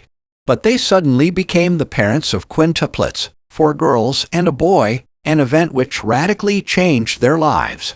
The day after the birth of the 5 children, an aeroplane arrived in Aberdeen bringing 60 reporters and photographers. The rise to fame was swift. Television cameras and newspapers carried the news to everyone in the country. Newspapers and magazines offered the family huge sums for the exclusive rights to publish stories and photographs. Gifts poured in not only from unknown people, but from baby food and soap manufacturers who wished to advertise their products. The old farmhouse the family lived in was to be replaced by a new $500,000 home.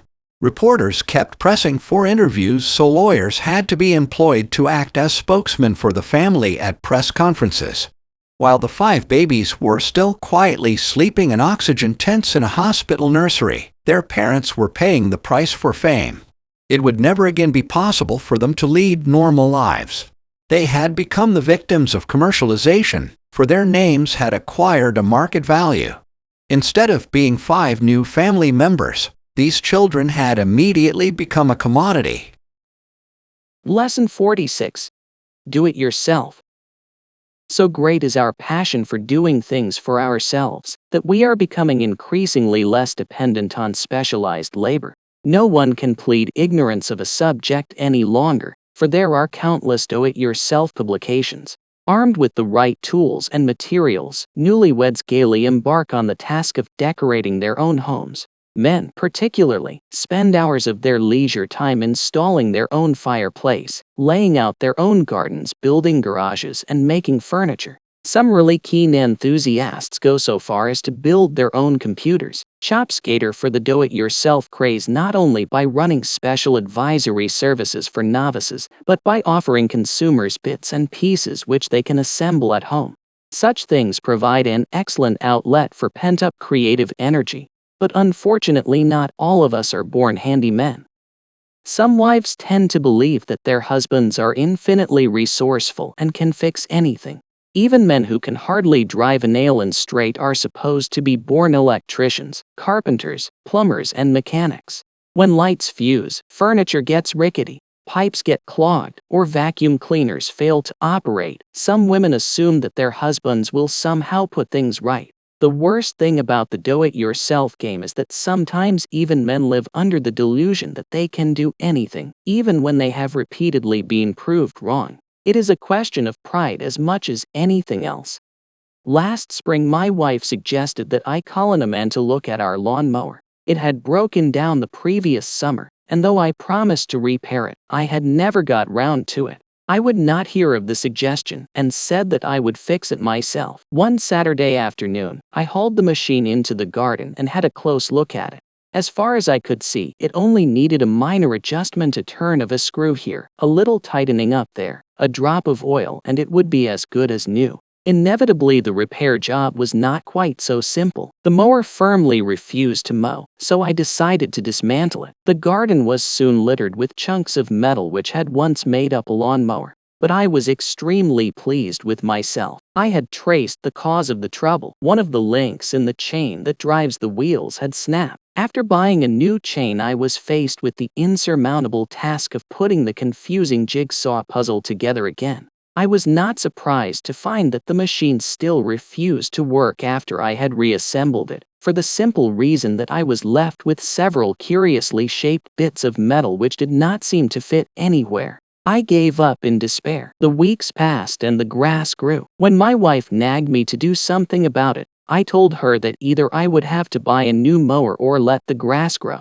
Needless to say, our house is now surrounded by a jungle. Buried somewhere in deep grass there is a rusting lawn mower which I have promised to repair one day.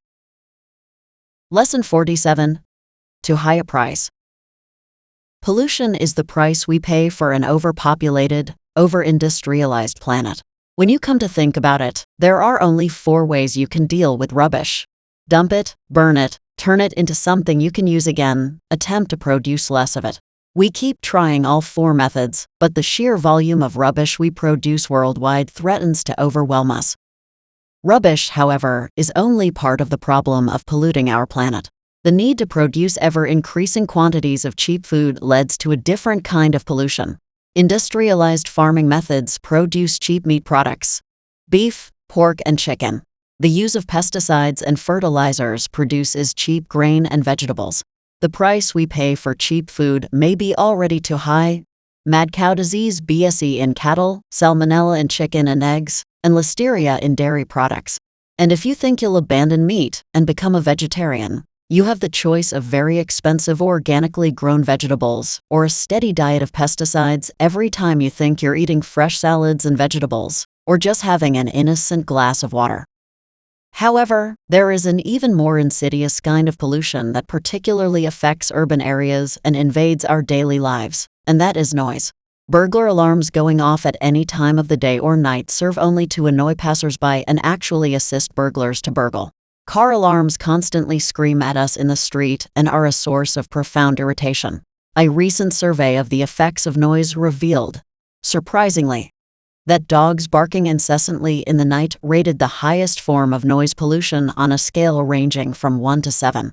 The survey revealed a large number of sources of noise that we really dislike. Lawnmowers whining on a summer's day, late-night parties in apartment blocks, noisy neighbors, vehicles of all kinds, especially large container trucks thundering through quiet villages, planes and helicopters flying overhead, large radios carried round in public places and played at maximum volume. New technology has also made its own contribution to noise. A lot of people object to mobile phones, especially when they are used in public places like restaurants or on public transport.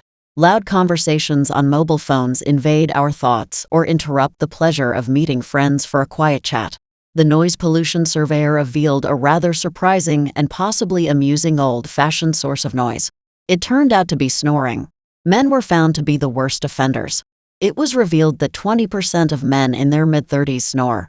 This figure rises to a staggering 60% of men in their 60s. Against these figures, it was found that only 5% of women snore regularly, while the rest are constantly woken or kept awake by their trumpeting partners. Whatever the source of noise, one thing is certain: silence, it seems, has become a golden memory. Lesson 48. The Silent Village. In this much-traveled world, there are still thousands of places which are inaccessible to tourists.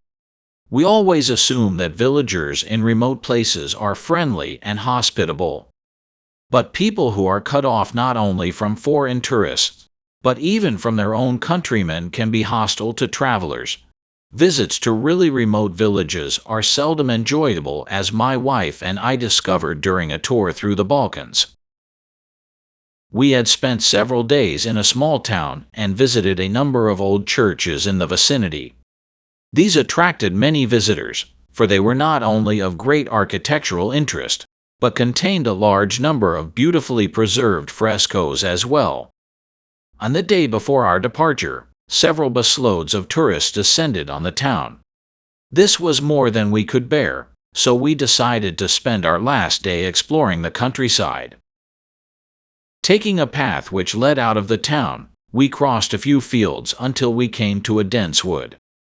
We expected the path to end abruptly, but we found that it traced its way through the trees. We tramped through the wood for over 2 hours until we arrived at a deep stream. We could see that the path continued on the other side, but we had no idea how we could get across the stream. Suddenly my wife spotted a boat moored to the bank. In it, there was a boatman fast asleep. We gently woke him up and asked him to ferry us to the other side. Though he was reluctant to do so at first, we eventually persuaded him to take us.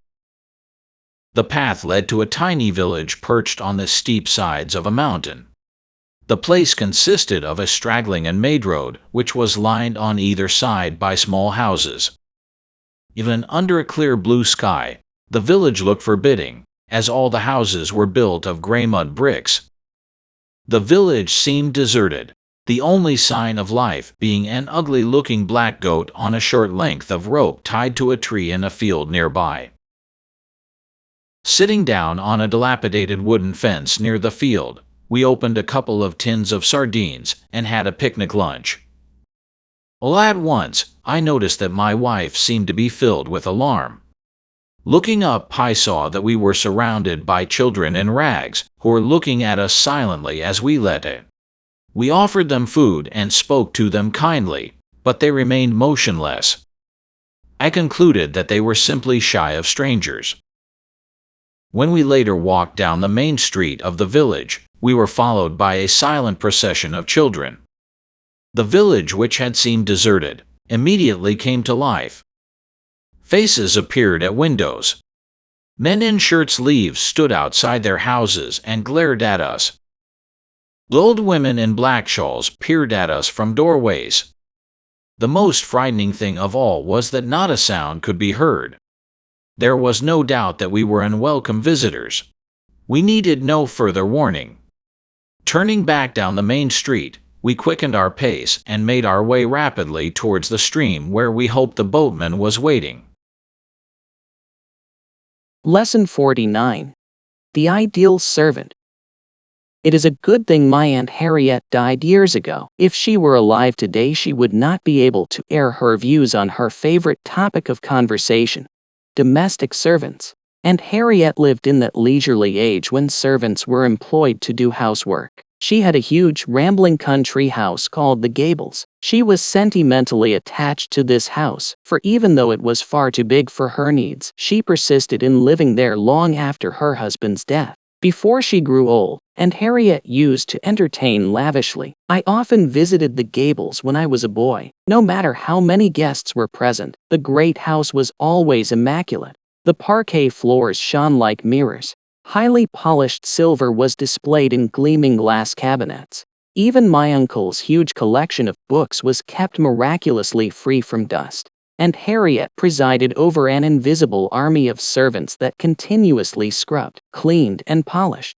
She always referred to them as the shifting population, for they came and went with such frequency that I never even got a chance to learn their names. Though my aunt pursued what was, in those days, an enlightened policy in that she never allowed her domestic staff to work more than 8 hours a day, she was extremely difficult to please. While she always criticized the fickleness of human nature, she carried on an unrelenting search for the ideal servant to the end of her days, even after she had been sadly disillusioned by Bessie. Bessie worked for Aunt Harriet for 3 years. During that time she so gained my aunt's confidence that she was put in charge of the domestic staff. Aunt Harriet could not find words to praise Bessie's industriousness and efficiency.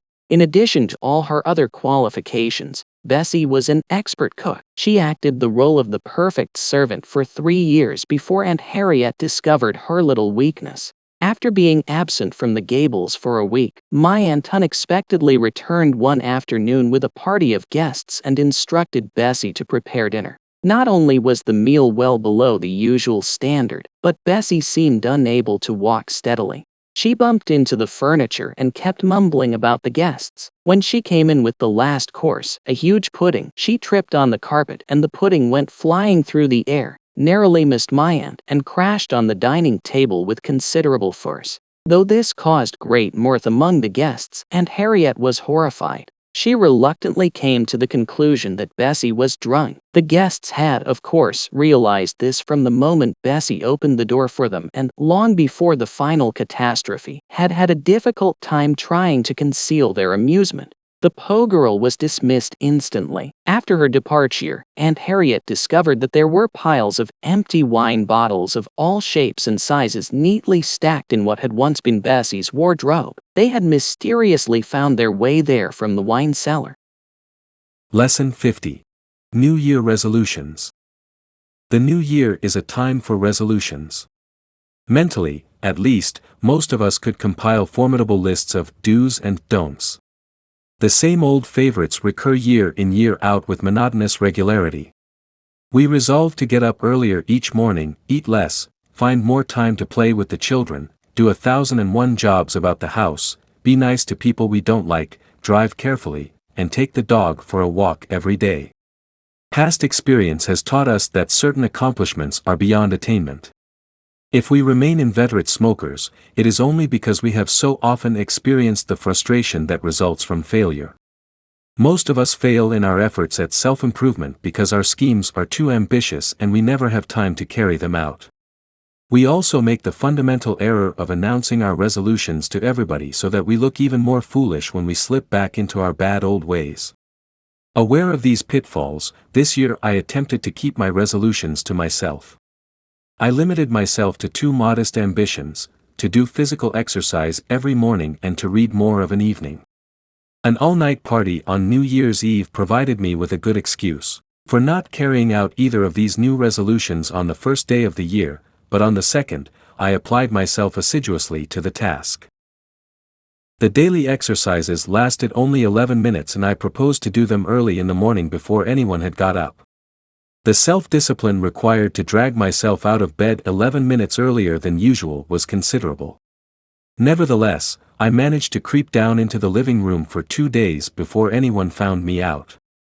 After jumping about on the carpet and twisting the human frame into uncomfortable positions, I sat down at the breakfast table in an exhausted condition. It was this that betrayed me.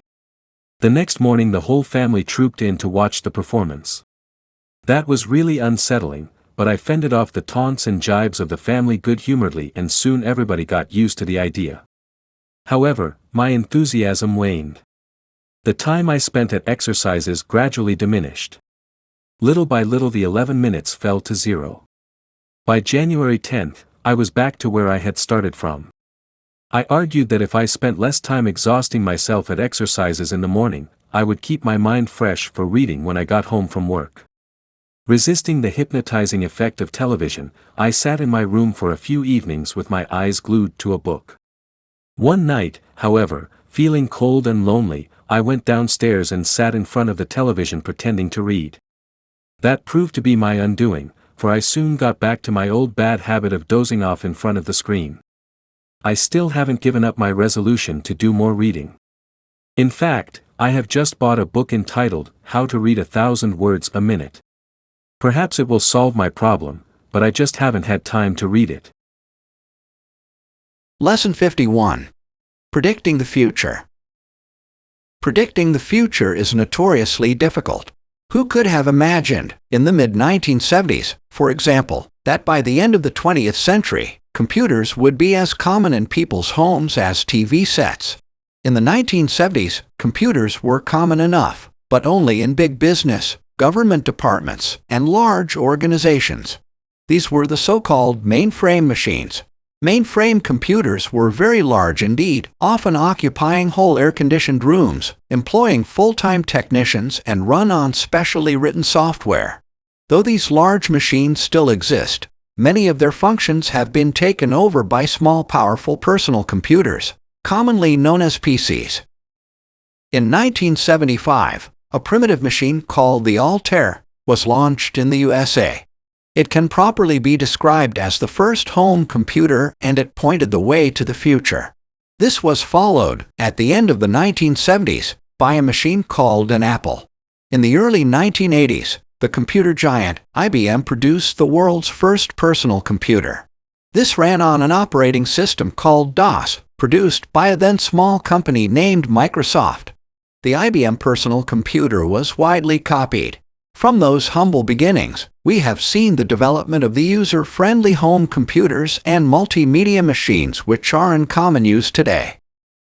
Considering how recent these developments are, it is even more remarkable that as long ago as the 1960s, an Englishman, Leon Bagrit, was able to predict some of the uses of computers which we know today. Bagrit dismissed the idea that computers would learn to think for themselves and would rule the world, which people liked to believe in those days. Bagrit foresaw a time when computers would be small enough to hold in the hand, when they would be capable of providing information about traffic jams and suggesting alternative routes, when they would be used in hospitals to help doctors to diagnose illnesses, when they would relieve office workers and accountants of dull, repetitive clerical work. All these computer uses have become commonplace. Of course, Leon Bagrit could not possibly have foreseen the development of the Internet, the worldwide system that enables us to communicate instantly with anyone in any part of the world by using computers linked to telephone networks. Nor could he have foreseen how we could use the Internet to obtain information on every known subject, so we can read it on a screen in our homes and even print it as well if we want to. Computers have become smaller and smaller, more and more powerful, and cheaper. This is what makes Leon Bagrit's predictions particularly remarkable. If he, or someone like him, were alive today, he might be able to tell us what to expect in the next 50 years. Lesson 52. Mud is mud. My cousin, Harry, keeps a large curiously shaped bottle on permanent display in his study. Despite the fact that the bottle is tinted a delicate shade of green, an observant visitor would soon notice that it is filled with what looks like a thick, grayish substance. If you were to ask Harry what was in the bottle, he would tell you that it contained perfumed mud. If you expressed doubt or surprise, he would immediately invite you to smell it and then to rub some into your skin. This brief experiment would dispel any further doubts you might have. The bottle really does contain perfumed mud. How Harry came into the possession of this outlandish stuff makes an interesting story, which he is fond of relating. Furthermore, the acquisition of this bottle cured him of a bad habit he had been developing for years. Harry used to consider it a great joke to go into expensive cosmetic shops and make outrageous requests for goods that do not exist. He would invent fanciful names on the spot. On entering a shop, he would ask for a new perfume called Scented Shadow or for insoluble bath cubes. If a shop assistant told him she had not heard of it, he would pretend to be considerably put out. He loved to be told that one of his imaginary products was temporarily out of stock, and he would faithfully promise to call again at some future date, but of course he never did. How Harry managed to keep a straight face during these performances is quite beyond me. Harry does not need to be prompted to explain how he bought his precious bottle of mud. One day, he went to an exclusive shop in London and asked for Mutilated. The shop assistant looked puzzled, and Harry repeated the word, slowly stressing each syllable. When the woman shook her head in bewilderment, Harry went on to explain that Mutilated was a hard, amber-like substance which could be used to remove freckles. This explanation evidently conveyed something to the woman, who searched shelf after shelf. She produced all sorts of weird concoctions, but none of them met with Harry's requirements. When Harry put on his act of being mildly annoyed, the assistant promised to order some for him. Intoxicated by his success, Harry then asked for perfumed mud. He expected the assistant to look at him in blank astonishment. However, it was his turn to be surprised, for the woman's eyes immediately lit up and she fetched several bottles which she placed on the counter for Harry to inspect. For once, Harry had to admit defeat. He picked up what seemed to be the smallest bottle and discreetly asked the price. He was glad to get away with a mere 20 pounds, and he beat a hasty retreat, clutching the precious bottle under his arm. From then on, Harry decided that this little game he had invented might prove to be expensive. The curious bottle, which now adorns the bookcase in his study, was his first and last purchase of rare cosmetics. Lesson 53. In the public interest. The Scandinavian countries are much admired all over the world for their enlightened social policies. Sweden has evolved an excellent system for protecting the individual citizen from high-handed or incompetent public officers. The system has worked so well that it has been adopted in other countries too.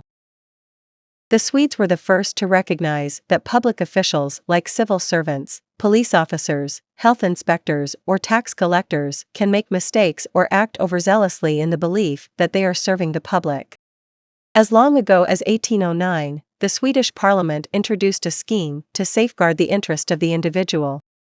A parliamentary committee representing all political parties appoints a person who is suitably qualified to investigate private grievances against the state. The official title of the person is Justitieombudsman, but the Swedes commonly refer to him as the JO or ombudsman. The ombudsman is not subject to political pressure. He investigates complaints large and small that come to him from all levels of society. As complaints must be made in writing, the ombudsman receives an average of 1,200 letters a year. He has 8 lawyer assistants to help him and examines every single letter in detail. There is nothing secretive about the ombudsman's work, for his correspondence is open to public inspection. If a citizen's complaint is justified, the ombudsman will act on his behalf. The action he takes varies according to the nature of the complaint. He may gently reprimand an official or even suggest to Parliament that a law be altered. The following case is a typical example of the ombudsman's work. A foreigner living in a Swedish village wrote to the ombudsman complaining that he had been ill-treated by the police, simply because he was a foreigner. The ombudsman immediately wrote to the chief of police in the district asking him to send a record of the case. There was nothing in the record to show that the foreigner's complaint was justified, and the chief of police strongly denied the accusation. It was impossible for the ombudsman to take action, but when he received a similar complaint from another foreigner in the same village, he immediately sent one of his lawyers to investigate the matter. The lawyer ascertained that a policeman had indeed dealt roughly with foreigners on several occasions. The fact that the policeman was prejudiced against foreigners could not be recorded in the official files. It was only possible for the ombudsman to find this out by sending one of his representatives to check the facts. The policeman in question was severely reprimanded and was informed that if any further complaints were lodged against him, he would be prosecuted. The ombudsman's prompt action at once put an end to an unpleasant practice which might have gone unnoticed. Lesson 54. Instinct or cleverness. We have been brought up to fear insects. We regard them as unnecessary creatures that do more harm than good. We continually wage war on them, for they contaminate our food, carry diseases, or devour our crops. They sting or bite without provocation. They fly uninvited into our rooms on summer nights, or beat against our lighted windows. We live in dread not only of unpleasant insects like spiders or wasps, but of quite harmless ones like moths. Reading about them increases our understanding without dispelling our fears. Knowing that the industrious and lives in a highly organized society does nothing to prevent us from being filled with revulsion when we find hordes of them crawling over a carefully prepared picnic lunch. No matter how much we like honey, or how much we have read about the uncanny sense of direction which bees possess, we have a horror of being stung. Most of our fears are unreasonable, but they are impossible to erase. At the same time, however, insects are strangely fascinating. We enjoy reading about them, especially when we find that, like the praying mantis, they lead perfectly horrible lives. We enjoy staring at them, entranced as they go about their business, unaware we hope of our presence. Who has not stood in awe at the sight of a spider pouncing on a fly, or a column of ants triumphantly bearing home an enormous dead beetle? Last summer I spent days in the garden watching thousands of ants crawling up the trunk of my prize peach tree. The tree has grown against a warm wall on a sheltered side of the house. I am especially proud of it, not only because it has survived several severe winters, but because it occasionally produces luscious peaches. During the summer, I noticed that the leaves of the tree were beginning to wither. Clusters of tiny insects called aphids were to be found on the underside of the leaves. They were visited by a large colony of ants which obtained a sort of honey from them. I immediately embarked on an experiment which, even though it failed to get rid of the ants, kept me fascinated for 24 hours. I bound the base of the tree with sticky tape, making it impossible for the ants to reach the aphids. The tape was so sticky that they did not dare to cross it. For a long time, I watched them scurrying around the base of the tree in bewilderment. I even went out at midnight with a torch and noted with satisfaction and surprise that the ants were still swarming around the sticky tape without being able to do anything about it. I got up early next morning hoping to find that the ants had given up in despair. Instead, I saw that they had discovered a new route. They were climbing up the wall of the house and then onto the leaves of the tree. I realized sadly that I had been completely defeated by their ingenuity. The ants had been quick to find an answer to my thoroughly unscientific methods. Lesson 55. From the Earth Greetings.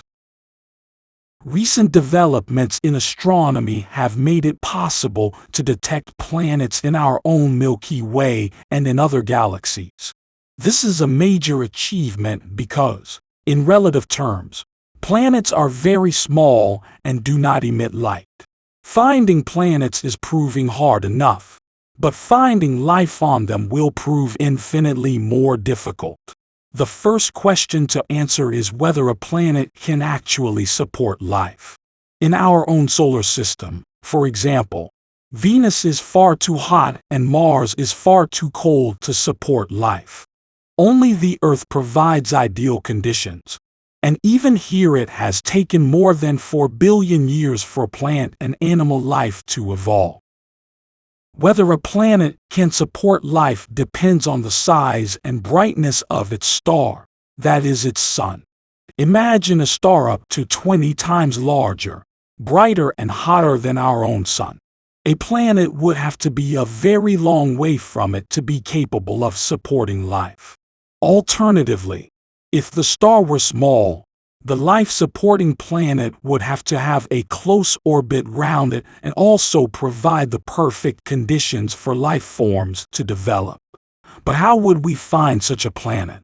At present, there is no telescope in existence that is capable of detecting the presence of life. The development of such a telescope will be one of the great astronomical projects of the 21st century. It is impossible to look for life on another planet using Earth-based telescopes. Our own warm atmosphere and the heat generated by the telescope would make it impossible to detect objects as small as planets. Even a telescope in orbit round the Earth, like the very successful Hubble telescope, would not be suitable because of the dust particles in our solar system. A telescope would have to be as far away as the planet Jupiter to look for life in outer space, because the dust becomes thinner the further we travel towards the outer edges of our own solar system. Once we detected a planet, we would have to find a way of blotting out the light from its star, so that we would be able to see the planet properly and analyze its atmosphere. In the first instance, we would be looking for plant life, rather than little green men. The life forms most likely to develop on a planet would be bacteria. It is bacteria that have generated the oxygen we breathe on Earth. For most of the Earth's history, they have been the only form of life on our planet. As Earth dwellers, we always cherish the hope that we will be visited by little green men and that we will be able to communicate with them. But this hope is always in the realms of science fiction. If we were able to discover lowly forms of life like bacteria on another planet, it would completely change our view of ourselves. As Daniel Golden of NASA observed, finding life elsewhere would change everything. No human endeavor or thought would be unchanged by it. Lesson 56. Our neighbor, the river. The river, which forms the eastern boundary of our farm, has always played an important part in our lives. Without it, we could not make a living. There is only enough spring water to supply the needs of the houses, so we have to pump from the river for farm use. We tell the river all our secrets. We know instinctively, just as beekeepers with their bees, that misfortune might overtake us if the important events of our lives were not related to it. We have special river birthday parties in the summer. Sometimes we go upstream to a favorite backwater, sometimes we have our party at the boathouse, which a predecessor of ours at the farm built in the meadow hard by the deepest pool for swimming and diving. In a heat wave we choose a midnight birthday party, and that is the most exciting of all. We welcome the seasons by the riverside, crowning the youngest girl with flowers in the spring, holding a summer festival on Midsummer Eve, giving thanks for the harvest in the autumn, and throwing a holy wreath into the current in the winter. After a long period of rain, the river may overflow its banks. This is a rare occurrence as our climate seldom goes to extremes. We are lucky in that only the lower fields, which make up a very small proportion of our farm, are affected by flooding, but other farms are less favorably sited, and flooding can sometimes spell disaster for their owners. One bad winter we watched the river creep up the lower meadows. All the cattle had been moved into stalls and we stood to lose little. We were, however, worried about our nearest neighbors, whose farm was low-lying and who were newcomers to the district. As the floods had put the telephone out of order, we could not find out how they were managing. From an attic window we could get a sweeping view of the river where their land joined ours, and at the most critical juncture we took turns in watching that point. The first sign of disaster was a dead sheep floating down. Next came a horse, swimming bravely, but we were afraid that the strength of the current would prevent its landing anywhere before it became exhausted. Suddenly a raft appeared, looking rather like Noah's Ark, carrying the whole family, a few hens, the dogs, a cat, and a bird in a cage. We realized that they must have become unduly frightened by the rising flood, for their house, which had sound foundations, would have stood stoutly even if it had been almost submerged. The men of our family waded down through our flooded meadows with boat hooks, in the hope of being able to grapple a corner of the raft and pull it out of the current towards our bank. We still think it a miracle that they were able to do so. Lesson 57. Back in the old country. I stopped to let the car cool off and to study the map. I had expected to be near my objective by now, but everything still seemed alien to me. I was only 5 when my father had taken me abroad, and that was 18 years ago. When my mother had died after a tragic accident, he did not quickly recover from the shock and loneliness. Everything around him was full of her presence, continually reopening the wound. So he decided to emigrate. In the new country, he became absorbed in making a new life for the two of us, so that he gradually ceased to grieve. He did not marry again, and I was brought up without a woman's care. But I lacked for nothing, for he was both father and mother to me. He always meant to go back one day, but not to stay. His roots and mine had become too firmly embedded in the new land, but he wanted to see the old folk again and to visit my mother's grave. He became mortally ill a few months before we had planned to go, and when he knew that he was dying, he made me promise to go on my own. I hired a car the day after landing and bought a comprehensive book of maps, which I found most helpful on the cross-country journey, but which I did not think I should need on the last stage. It was not that I actually remembered anything at all, but my father had described over and over again what we should see at every milestone after leaving the nearest town, so that I was positive I should recognize it as familiar territory. Well, I had been wrong, for I was now lost. I looked at the map and then at the milometer. I had come 10 miles since leaving the town, and at this point, according to my father, I should be looking at farms and cottages in a valley, with the spire of the church of our village showing in the far distance. I could see no valley, no farms, no cottages, and no church spire. Only a lake. I decided that I must have taken a wrong turning somewhere, so I drove back to the town and began to retrace the route, taking frequent glances at the map. I landed up at the same corner. The curious thing was that the lake was not marked on the map. I felt as if I had stumbled into a nightmare country, as you sometimes do in dreams. And, as in a nightmare, there was nobody in sight to help me. Fortunately for me, as I was wondering what to do next, there appeared on the horizon a man on horseback, riding in my direction. I waited till he came near, then I asked him the way to our old village. He said that there was now no village. I thought he must have misunderstood me, so I repeated its name. This time he pointed to the lake. The village no longer existed because it had been submerged, and all the valley too. The lake was not a natural one, but a man-made reservoir. Lesson 58. A spot of bother. The old lady was glad to be back at the block of flats where she lived. Her shopping had tired her and her basket had grown heavier with every step of the way home. In the lift her thoughts were on lunch and a good rest, but when she got out at her own floor, both were forgotten in her sudden discovery that her front door was open. She was thinking that she must reprimand her home help the next morning for such a monstrous piece of negligence, when she remembered that she had gone shopping after the home help had left and she knew that she had turned both keys in their locks. She walked slowly into the hall and at once noticed that all the room doors were open, yet following her regular practice she had shut them before going out. Looking into the drawing room, she saw a scene of confusion over by her writing desk. It was as clear as daylight then that burglars had forced an entry during her absence. Her first impulse was to go round all the rooms looking for the thieves, but then she decided that at her age it might be more prudent to have someone with her, so she went to fetch the porter from his basement. By this time her legs were beginning to tremble, so she sat down and accepted a cup of very strong tea, while he telephoned the police.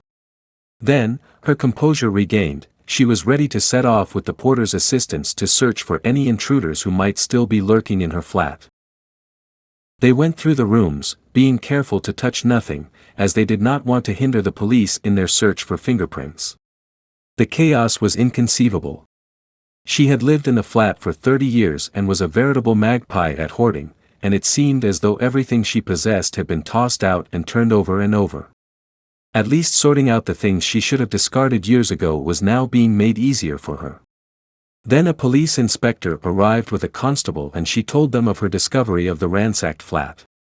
The inspector began to look for fingerprints, while the constable checked that the front door locks had not been forced, thereby proving that the burglars had either used skeleton keys or entered over the balcony. There was no trace of fingerprints, but the inspector found a dirty red bundle that contained jewelry which the old lady said was not hers.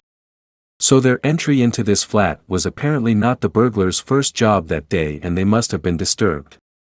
The inspector then asked the old lady to try to check what was missing by the next day and advised her not to stay alone in the flat for a few nights. The old lady thought he was a fussy creature, but since the porter agreed with him, she rang up her daughter and asked for her help in what she described as a little spot of bother. Lesson 59. Collecting. People tend to amass possessions, sometimes without being aware of doing so. Indeed, they can have a delightful surprise when they find something useful which they did not know they owned. Those who never have to move house become indiscriminate collectors of what can only be described as clutter. They leave unwanted objects in drawers, cupboards, and attics for years, in the belief that they may one day need just those very things. As they grow old, people also accumulate belongings for two other reasons: lack of physical and mental energy, both of which are essential in turning out and throwing away, and sentiment. Things owned for a long time are full of associations with the past, perhaps with relatives who are dead, and so they gradually acquire a value beyond their true worth. Some things are collected deliberately in the home in an attempt to avoid waste. Among these I would list string and brown paper, kept by thrifty people when a parcel has been opened, to save buying these two requisites. Collecting small items can easily become a mania. I know someone who always cuts sketches out from newspapers of model clothes that she would like to buy if she had the money.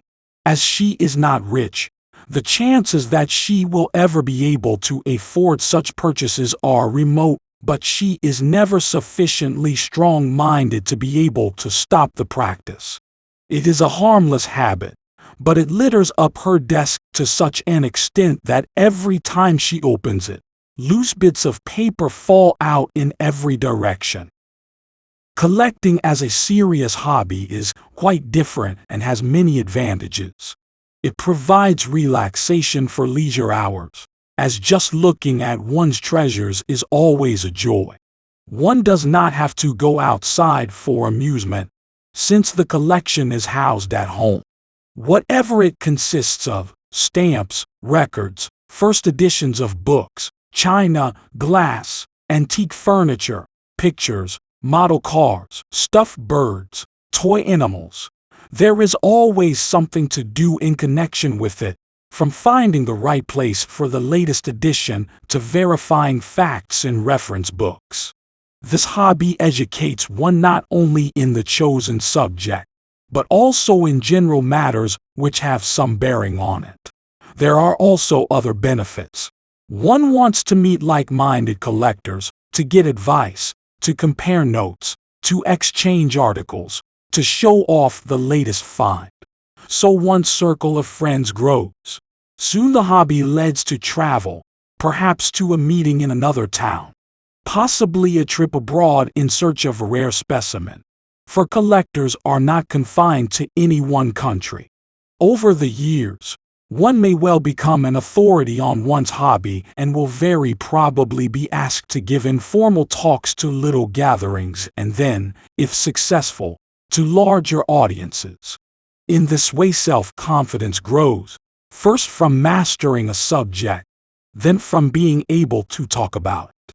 Collecting, by occupying spare time so constructively, makes a person contented, with no time for boredom. Lesson 60. Too early and too late. Punctuality is a necessary habit in all public affairs in a civilized society. Without it, nothing could ever be brought to a conclusion. Everything would be in a state of chaos. Only in a sparsely populated rural community is it possible to disregard it. In ordinary living, there can be some tolerance of unpunctuality. The intellectual, who is working on some abstruse problem, has everything coordinated and organized for the matter in hand. He is therefore forgiven if late for a dinner party. But people are often reproached for unpunctuality when their only fault is cutting things fine. It is hard for energetic, quick-minded people to waste time, so they are often tempted to finish a job before setting out to keep an appointment. If no accidents occur on the way, like punctured tires, diversions of traffic, sudden descent of fog, they will be on time. They are often more industrious, useful citizens than those who are never late. The overpunctual can be as much a trial to others as the unpunctual. The guest who arrives half an hour too soon is the greatest nuisance. Some friends of my family had this irritating habit. The only thing to do was ask them to come half an hour later than the other guests. Then they arrived just when we wanted them. If you are catching a train, it is always better to be comfortably early than even a fraction of a minute too late. Although being early may mean wasting a little time, this will be less than if you miss the train and have to wait an hour or more for the next one, and you avoid the frustration of arriving at the very moment when the train is drawing out of the station and being unable to get on it. An even harder situation is to be on the platform in good time for a train and still to see it go off without you. Such an experience befell a certain young girl the first time she was traveling alone. She entered the station 20 minutes before the train was due, since her parents had impressed upon her that it would be unforgivable to miss it, and caused the friends with whom she was going to stay to make 2 journeys to meet her. She gave her luggage to a porter and showed him her ticket. To her horror, he said that she was 2 hours too soon. She felt in her handbag for the piece of paper on which her father had written down all the details of the journey and gave it to the porter. He agreed that a train did come into the station at the time on the paper and that it did stop, but only to take on mail, not passengers. The girl asked to see a timetable, feeling sure that her father could not have made such a mistake. The porter went to fetch one and arrived back with the station master, who produced it with a flourish and pointed out a microscopic O beside the time of the arrival of the train at his station. This little O indicated that the train only stopped for mail. Just as that moment the train came into the station, the girl, tears streaming down her face, begged to be allowed to slip into the guard's van. But the station master was adamant rules could not be broken, and she had to watch that train disappear towards her destination while she was left behind.